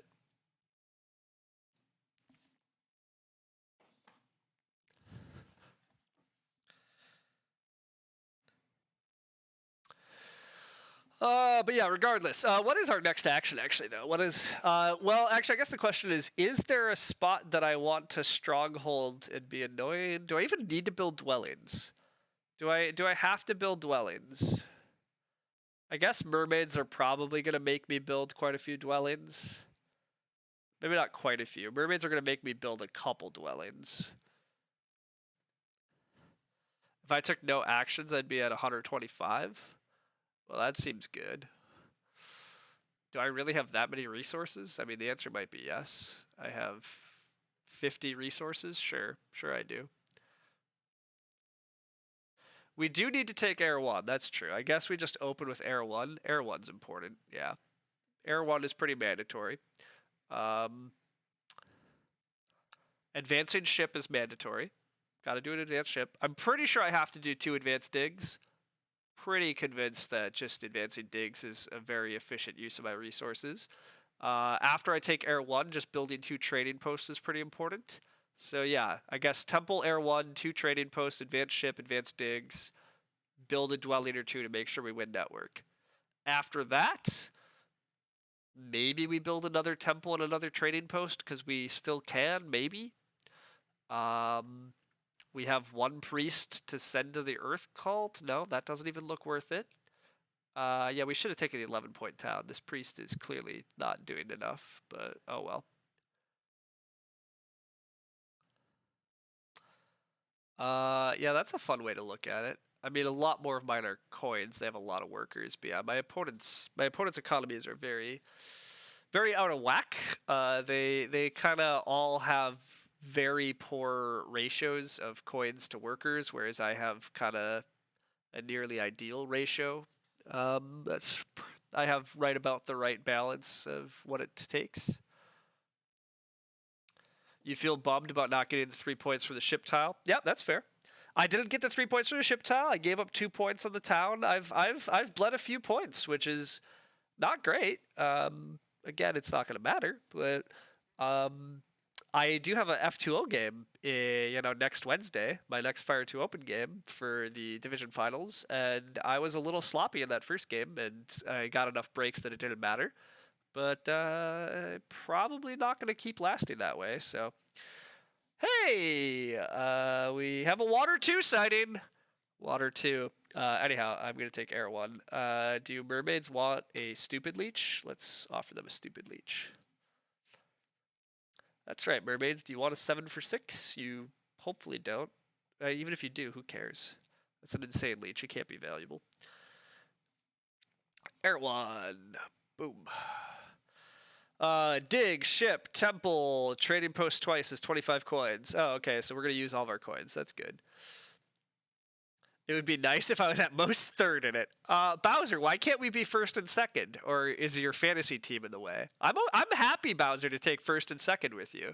If you and I want to go to the finals, I consider you, again, I somewhat prefer the continuity of Fire 2 Open, and you and I have a nice long history in F2O, and I think we should both stay in the damn tournament and not let these upstarts have too good of a run. The deeper you go in the tournament, the more mistakes you can get away with. I mean, honestly, Lumen, that's a little bit hilarious, but occasionally it's true. Some of those F2O games are so wild that it kind of drives me nuts. But I could go on a great rant again, right, about the division finals I was last time in, where Clabo made, in my opinion, lots of mistakes and got not punished because the rest of the table made crazy mistakes, and I just got hammered because apparently that was the thing to do that game. But whatever. Earth 1 is the worst of the bottom row favorite tiles. Nice. That's your strategy in tournaments. Make a lot of mistakes. No one is scared of you. You win somehow. Yeah. Who are the other F2O players? Bowser's on your fantasy team. Yeah. It's Clabo, Logus, Bowser, and me. So it's gonna be a heck of a game regardless. I think there's a hell of a lot less room for mistakes that I've I do think my game I was a little too risky and put my neck out and it made a couple sequencing errors in that first F2O game, but yeah, I mean, engineers that end 2 temples, 5 dwellings at the end of round 5 obviously have pretty runaway nonsense happening, so I also, again, I'm literally not paying attention to my opponents here. I probably should be, but I'm not even trying to sequence anything anymore, so whatever. F2O collusion moment. Good work. Yes, you've caught me. You caught me, Lumen. You caught me offering up a truce to Bowser and trying to kick out Logus and Clabo.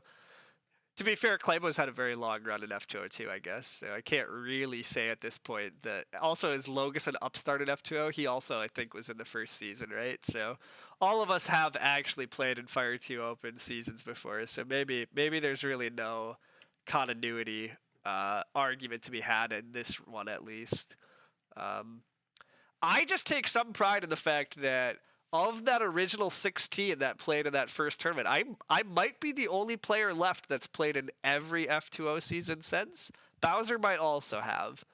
Although I'm not sure he was in the International Clash team. Were you? Your Team Europe was so stacked, I kind of forget who was all on it. But regardless, yeah, there's not a lot of people that have been in each season, so that's all. Sad you didn't detonate Logus's town. Would have benefited us all. Yeah. Logus for the win. You thought this was Logus's first F2O? Oh, maybe it was. Um, okay, Bowser. So Bowser and I might be the only two players that have been in every F2O tournament. I should probably just look it up in the F2O wiki because the F2O wiki seems to have the answer for like goddamn everything. But you're just in for the dumb jokes. Oh, you bring a certain level of you do bring a certain level of gloriousness to it.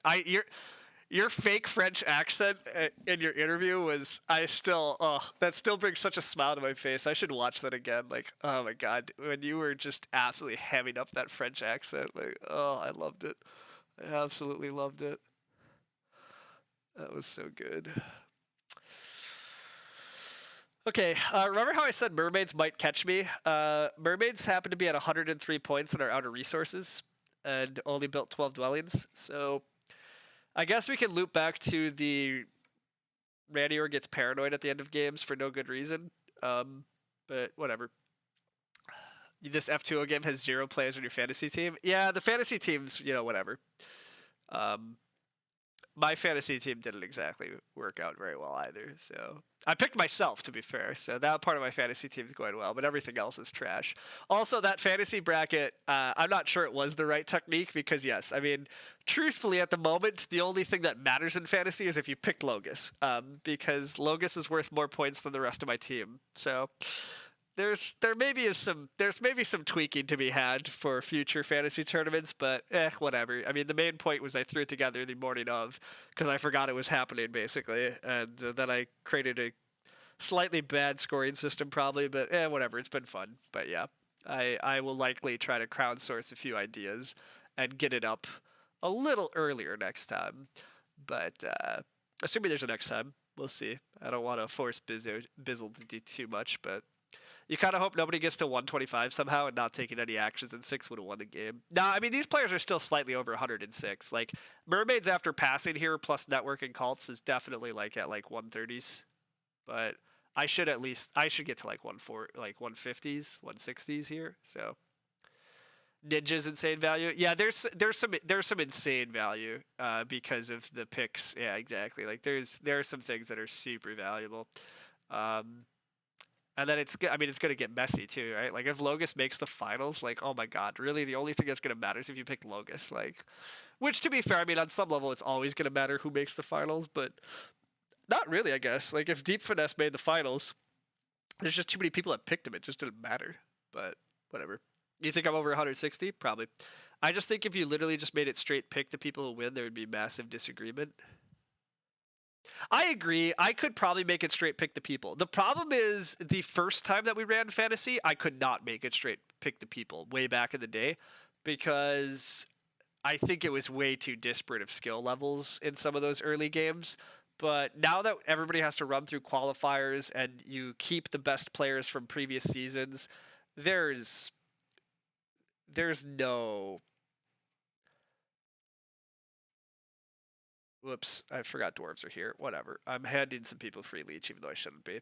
I should have upgraded there. Anyhow, some of the earlier seasons when I did run like some fantasy stuff and we did that, people picked a lot of the same players. But I think that's gone now. I agree. I think I could just go back to straight pick them, because I think the players are just the player base has just gotten so good, and the people that are signed up and playing in F2 are just crazy. I mean, the people not playing. I mean, we've argued this, but like, we could create a tournament that's basically as good out of the people that aren't playing this season, right? Like, there's so many players that didn't make it through qualifiers and/or just didn't want to try, but like, yeah, I don't think it's a problem anymore. It was kind of a shame some of those early seasons Nerd keeps stopping everyone in round one. Just made it into a joke. Okay, so to be fair, that very first season, I also heavily argued with the way the bracket got drawn up, because I argue the freaking Randy or Nerdcube Zorus Firex games are that first game on base map is arguably one of the best games in FTO history, first game ever, and the other brackets. I mean, Chris Ho versus Ondas was a fun battle, but the other players kind of, let's just say the other games I don't think had as quality of play. It was messy. It was messy. So that's a little bit of what my complaining is. A little bit of what bored us out into this faction selection. Rude. Not all of the games were bad. That's not the point. But there was definitely some. There was some sketchy shit happening in some of those games. Which happens. It's fine. It does happen, but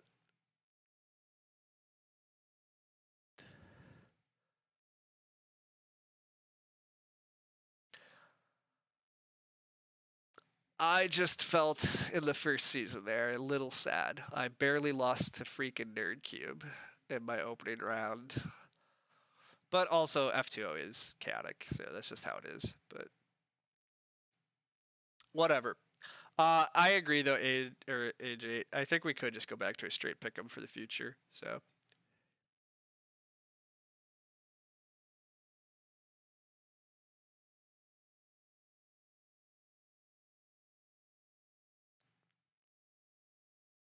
again, assuming there is a future, we'll see. I mean, Bizzle's a crazy man and still gives himself too much work. So Logus was in season 1. Boom! Who could have imagined that?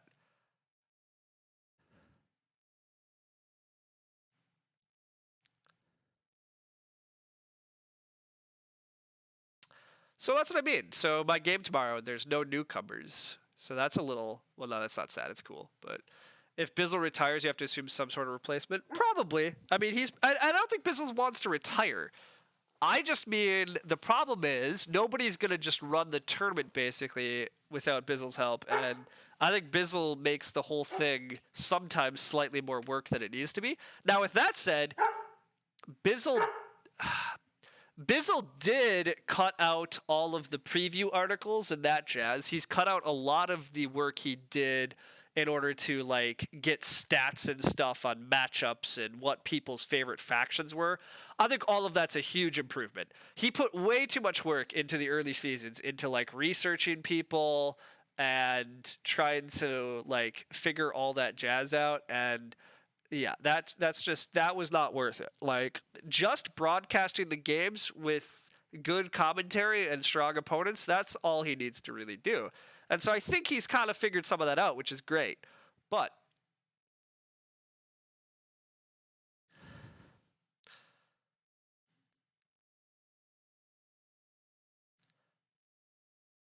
how are things? Super. Things are very good. We've scored a lot of points.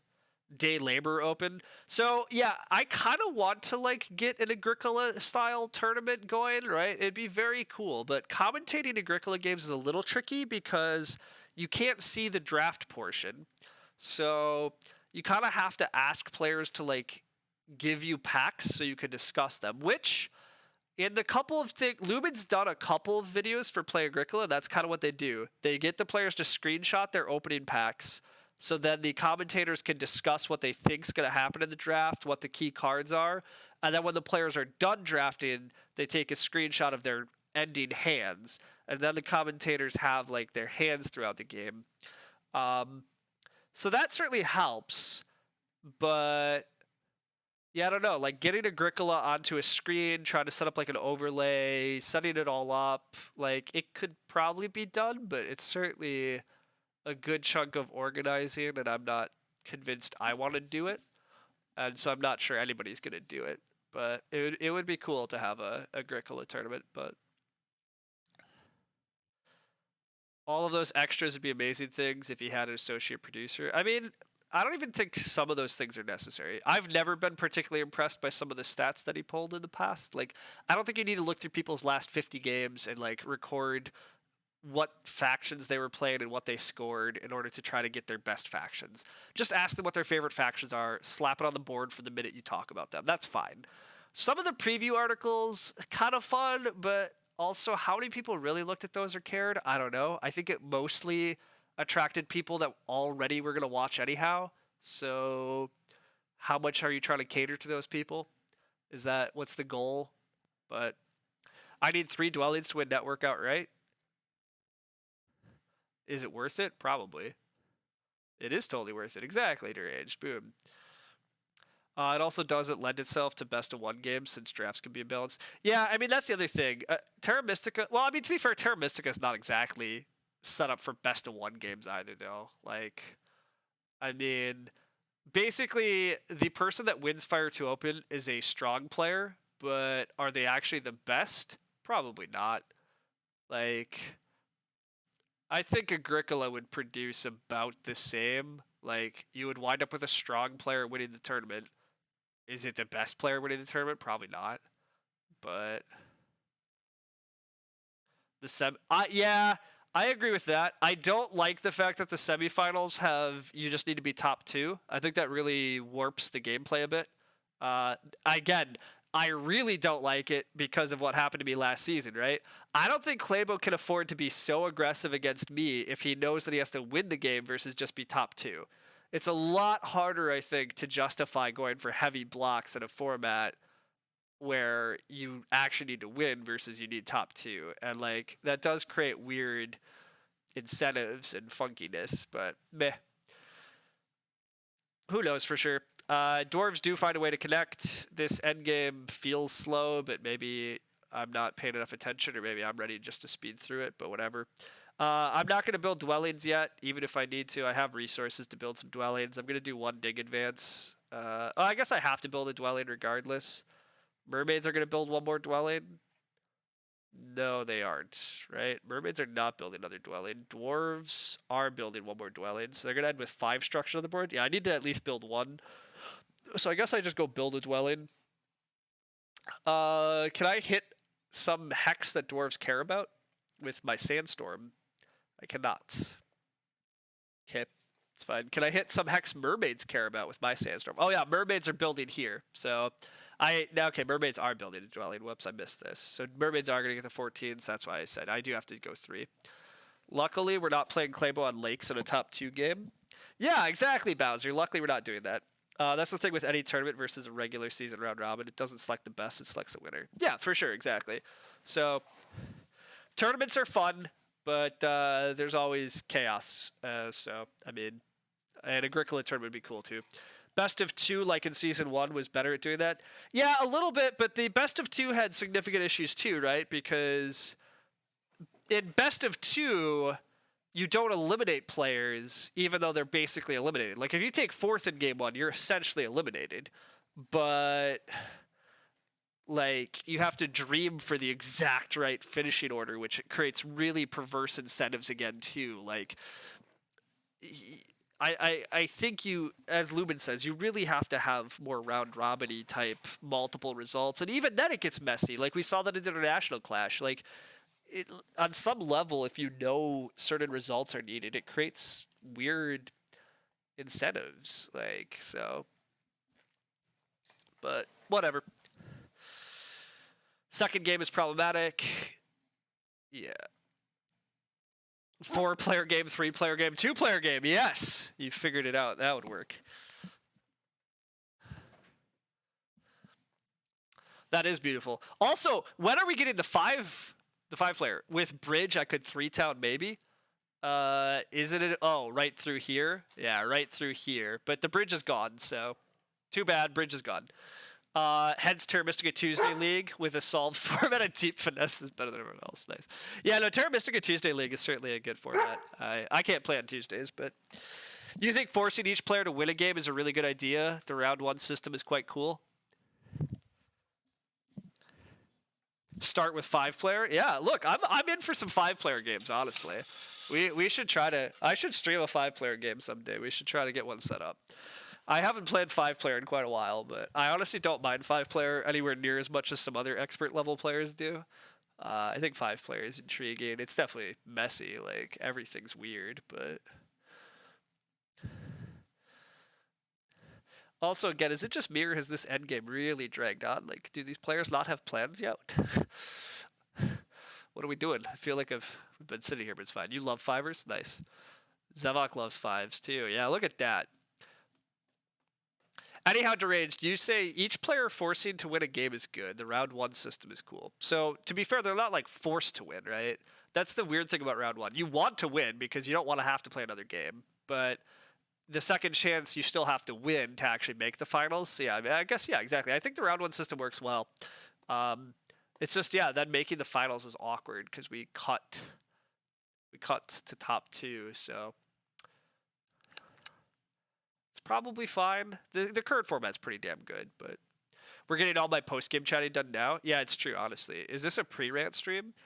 Probably not. I mean, it's like I'm expecting. I mean, I'm honestly basically expecting not to advance. I mean, I played very little on lakes.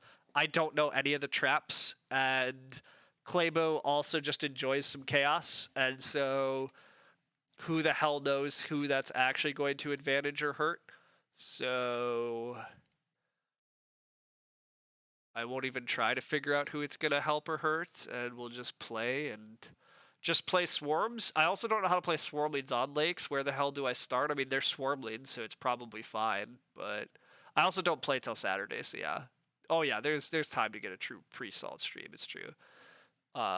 Anyhow, the point is I don't know the intricacies of the map. It probably won't kill me, but it could. It's easy enough to make one or two small errors. The game could break. I mean, whatever. Like, realistically, I'm going to play. I'm going to have fun, and we'll see what happens. But I'm not expecting great things. Put Orin in for painful auction. That's really not my favorite. You can always start east and ship to second with an abandoned stronghold. That makes sense. Claybo's going to be fourth and pick Sandwich Orin. Bring it on. That's yeah. If that's what Claybo wants to play, that's what we can play. All right. What am I doing, by the way? I got to 14 dwellings. We still do need a 15th. Okay, it's fine. We build a 15th, and then we advance digs, and then we priest to earth. It looks like priest to earth. Dwarves get up to 13 network. Good for them. We sandstorm out a dwelling here. Nobody gets to be our neighbor. Boom.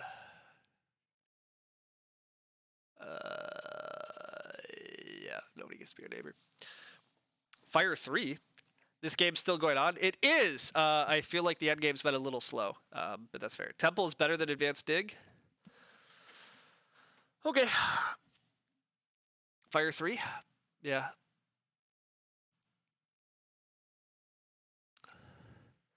I'm just advancing Dig anyhow. Fire 3 loses me an air 1 point, but Fire 3 gains me 4 points, so it's a 3 point plus. Yeah, okay, it's a big shift. It's a big shift, and then I still can priest to earth and priest to fire. Sure. We'll tempo for Fire 3. Cultist did all that work to connect and then don't connect. Yep, that's also true. But to be fair, even if Cultists connect, they get 0 network points, which, to be fair, everybody here understands, but I'm going to go on that rant one more time. If you expend tremendous amounts of your early resources just to lock in your connection hexes, but you do it very inefficiently, you kill your economy so much that later in the game you can't build enough stuff to actually contest network, which is exactly what happened here. Cultists did super inefficient things to connect, and then it doesn't matter because they can't win network anyhow because they killed their economy in order to connect a crappy network.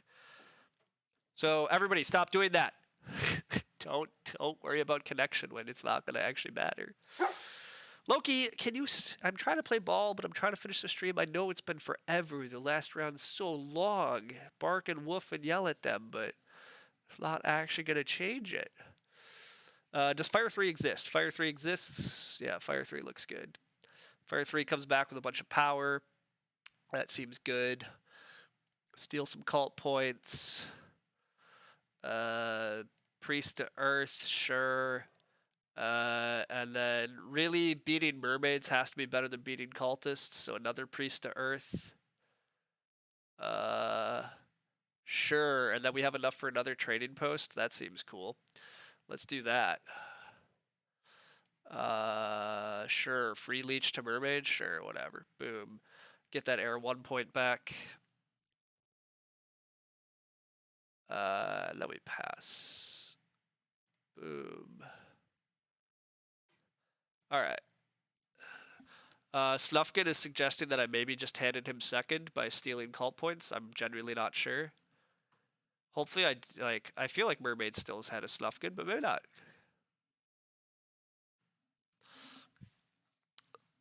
Looks like just ahead of fishes. Phew, glad we eked that one out. Yeah, I'm glad we eked that one out too. It's important to have won that. It was very close at the end, everybody. I was worried about losing. Loki, hey, come here. Come on, I'm almost done. We're almost done. Come on. Come be a good boy. Come on. Hey, what's this? What's up here? Yeah, what's up here? What do we got up here? Yeah, hi. How long was this game? Like 3 hours? It was 2 hours. I mean, I'm not quite 2 hours into the stream, so yeah. The stream says 155. Nomads are OP. Nomads are good. Nomads are very good, everybody. I don't regret the Nomads bids in the auction. To be fair, I don't really regret my other bids in the auctions either. But yeah, 168 for Nomads feels good. Team feels good, even with like really crummy late game scoring rounds too, right? Like this didn't look great. Although to be fair, I did get 18 points in the final 3 rounds.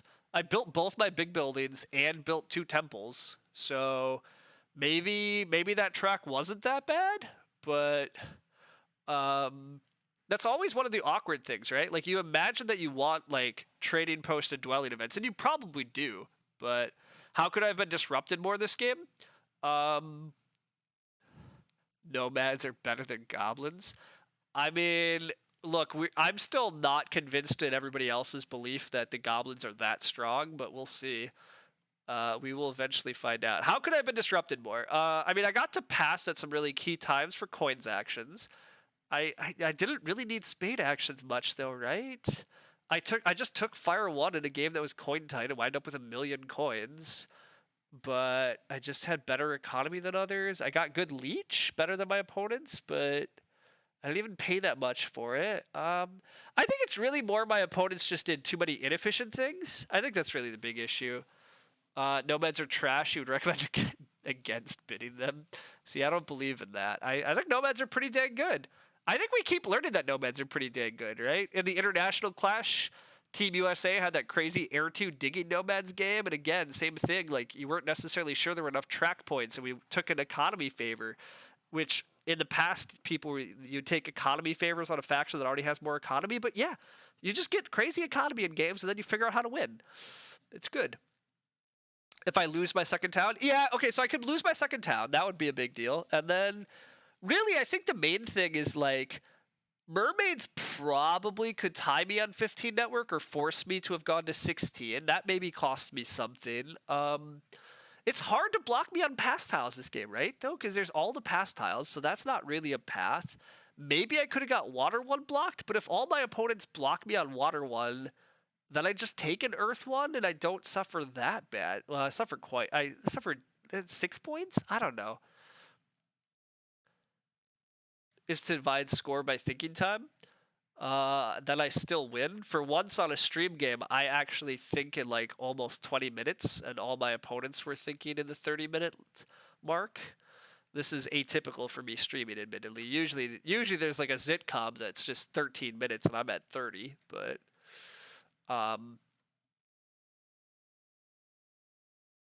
yeah, okay, so yeah, goblins are kind of a joke, but not a real joke. Like, did come out of 640, yeah. Yeah, for those who aren't aware, Terra Mystica has fan factions that got announced. They've posted previews of 3 of the factions thus far. We have the Goblins. We have the Goatmen, even though they have a fancy name that I'm not even going to dare try to pronounce. But we have the Goatmen, and then we got the Gold Diggers posted. So there's been a lot of discussion about some of these in various places. It's cool. Some people think that the goblins are going to be too strong. They definitely have crazy economic things going on. I'm unconvinced that they have enough economy that it's actually going to prove overpowered, but we will see in good time. But that's for another day. Yeah, Nomads were really good here. What were the issues? What could my opponents done differently? I think my opponents just need to play a little better. Dwarves do wind up beating mermaids here, so I feel maybe a little bad about taking mermaids cult points, because I thought they were closer to me than it turns out they probably were. I did win this game by, a mere 25 points, so there's that. But yeah, ultimately I think my opponents just missed too many other things. Why don't I play with Fire and Ice factions? I don't really like Fire and Ice factions. I really don't like the fire mechanics. I don't really like the variable mechanics. Ice mechanics are fine, but I'm really not a fan of the fire mechanics. So, but anyhow, the fan faction project is super cool. Fans submitted things. They're going to put them on BGA. We're going to test them, and then they're going to officially publish the fan factions. So that's very cool. There are 16 fan factions coming, so we've seen previews for only 3, so there's still 13 coming. The ideas thus far are really cool. I'm not totally sure how balanced they all are, but it doesn't really matter. As long as it's a decent starting point and it's a cool idea, I think that's what's important. And the 3 things they've shown thus far are really, cool ideas. I really want to play around and mess with them. And the fact that they're open and they're going to put them on BGA and then do a bunch of round of testing and then tweak them and then print them and publish them is really, I think, a very smart and awesome idea. I think this community, there's so many very strong players on BGA that play so many games. I think they can get some really good feedback really rapidly and get pretty balanced factions published as long as they actually listen. So I think as long as this initial form is reasonably good and then they do some tweaks and updates to get them into whatever place is needed to get them roughly balanced, I think it's promising.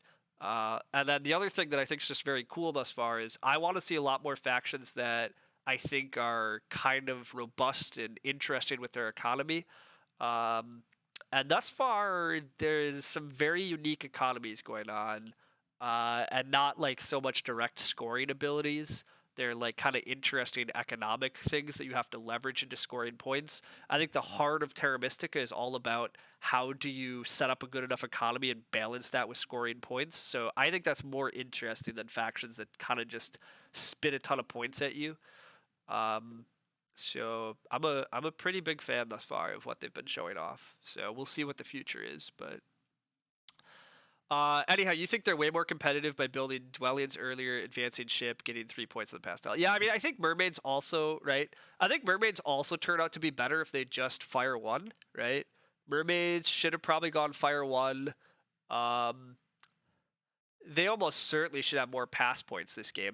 They should have been able to play a very kind of economic-y game too, right? But they still got 23 points on pass cards. So, I guess. But they only got 11 points on towns? They took fire 2, right? Oh, wow. They got 11 points on towns, even though they made 3 towns. These are very economic towns, but this fire 2 grab, after I stole some cult points, doesn't look very good either. They took the 2-key town and they got 12 cult points. That's not the dream either. But, oh well. But yeah. You wish your gaming group was more into Terra Mystica? That's why there's online gaming groups, Slarty. There's plenty of people that'll play on BGA with you, so that's part of the glory of BGA. Anyhow, yeah, I don't really think there's much else to say about this game. This game was largely a example of just figure out your economy and do efficient things, and you'll find a way to make enough points. And if you do inefficient things, you really kill yourself. So I'm a big fan of these games that have lots of pass tiles and stuff. Yeah, that was good. How many track points did I get? That's the other question I should look at though. Yeah, because this track seemed slightly low scoring to me. But I still got 30 points. But I mean, this is another huge edge I have. I got 30 points. My opponent's got 19 and 11. So, I mean, I just built more stuff in the right rounds than my opponents were able to. I built crazy number of dwelling in the dwelling rounds. I got that spade, and then importantly, I got to build both big buildings and 2 temples in the late game, which those are expensive things to build. They're not always that efficient, but like dwarves built the sanctuary 1 round early. Cultists, did they even build a big building? They did build their sanctuary, but my opponents, I don't know if my opponents built many temples in the final round. Water 2 got built, but like none of my opponents had enough economy to build air 1 in the final round. Like in a temple round, air 1 is a pretty good way to turn economy into points, right? You spend 2 workers and 5 coins and you get 7 points probably. Like a 7 point, like using resources 1-to-1 is great. If you can spend 2 workers 5 coins for 7 points, like that's also like this has to be a missed opportunity for factions, but so be it. Anyhow, thanks all for hanging out and chatting. It was fun to do some Terra Mystica. I'm playing with people in real life tomorrow, but Sunday I don't have a lot of plans, and I haven't been streaming Agricola lately, so I'm probably gonna actually dive back into some Agricola on Sunday, try to get some streaming, see if I can actually climb up in freaking arena. Zazak's been on an absolutely insane run though, and he plays way too much. I kid. He's allowed to play as much as he wants, but he plays a lot.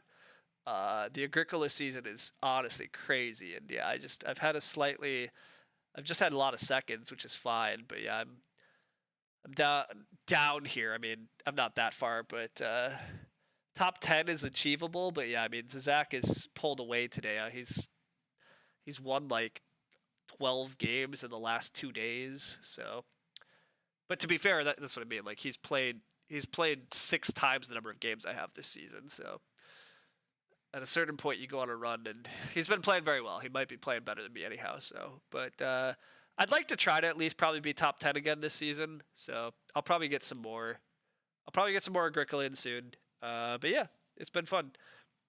What's Can't Stop Express about? Can't Stop Express is not very good. That's my opinion. But I can talk about it someday, maybe.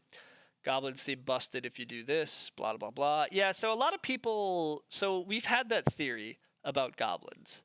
But I'm not actually convinced that that's the case.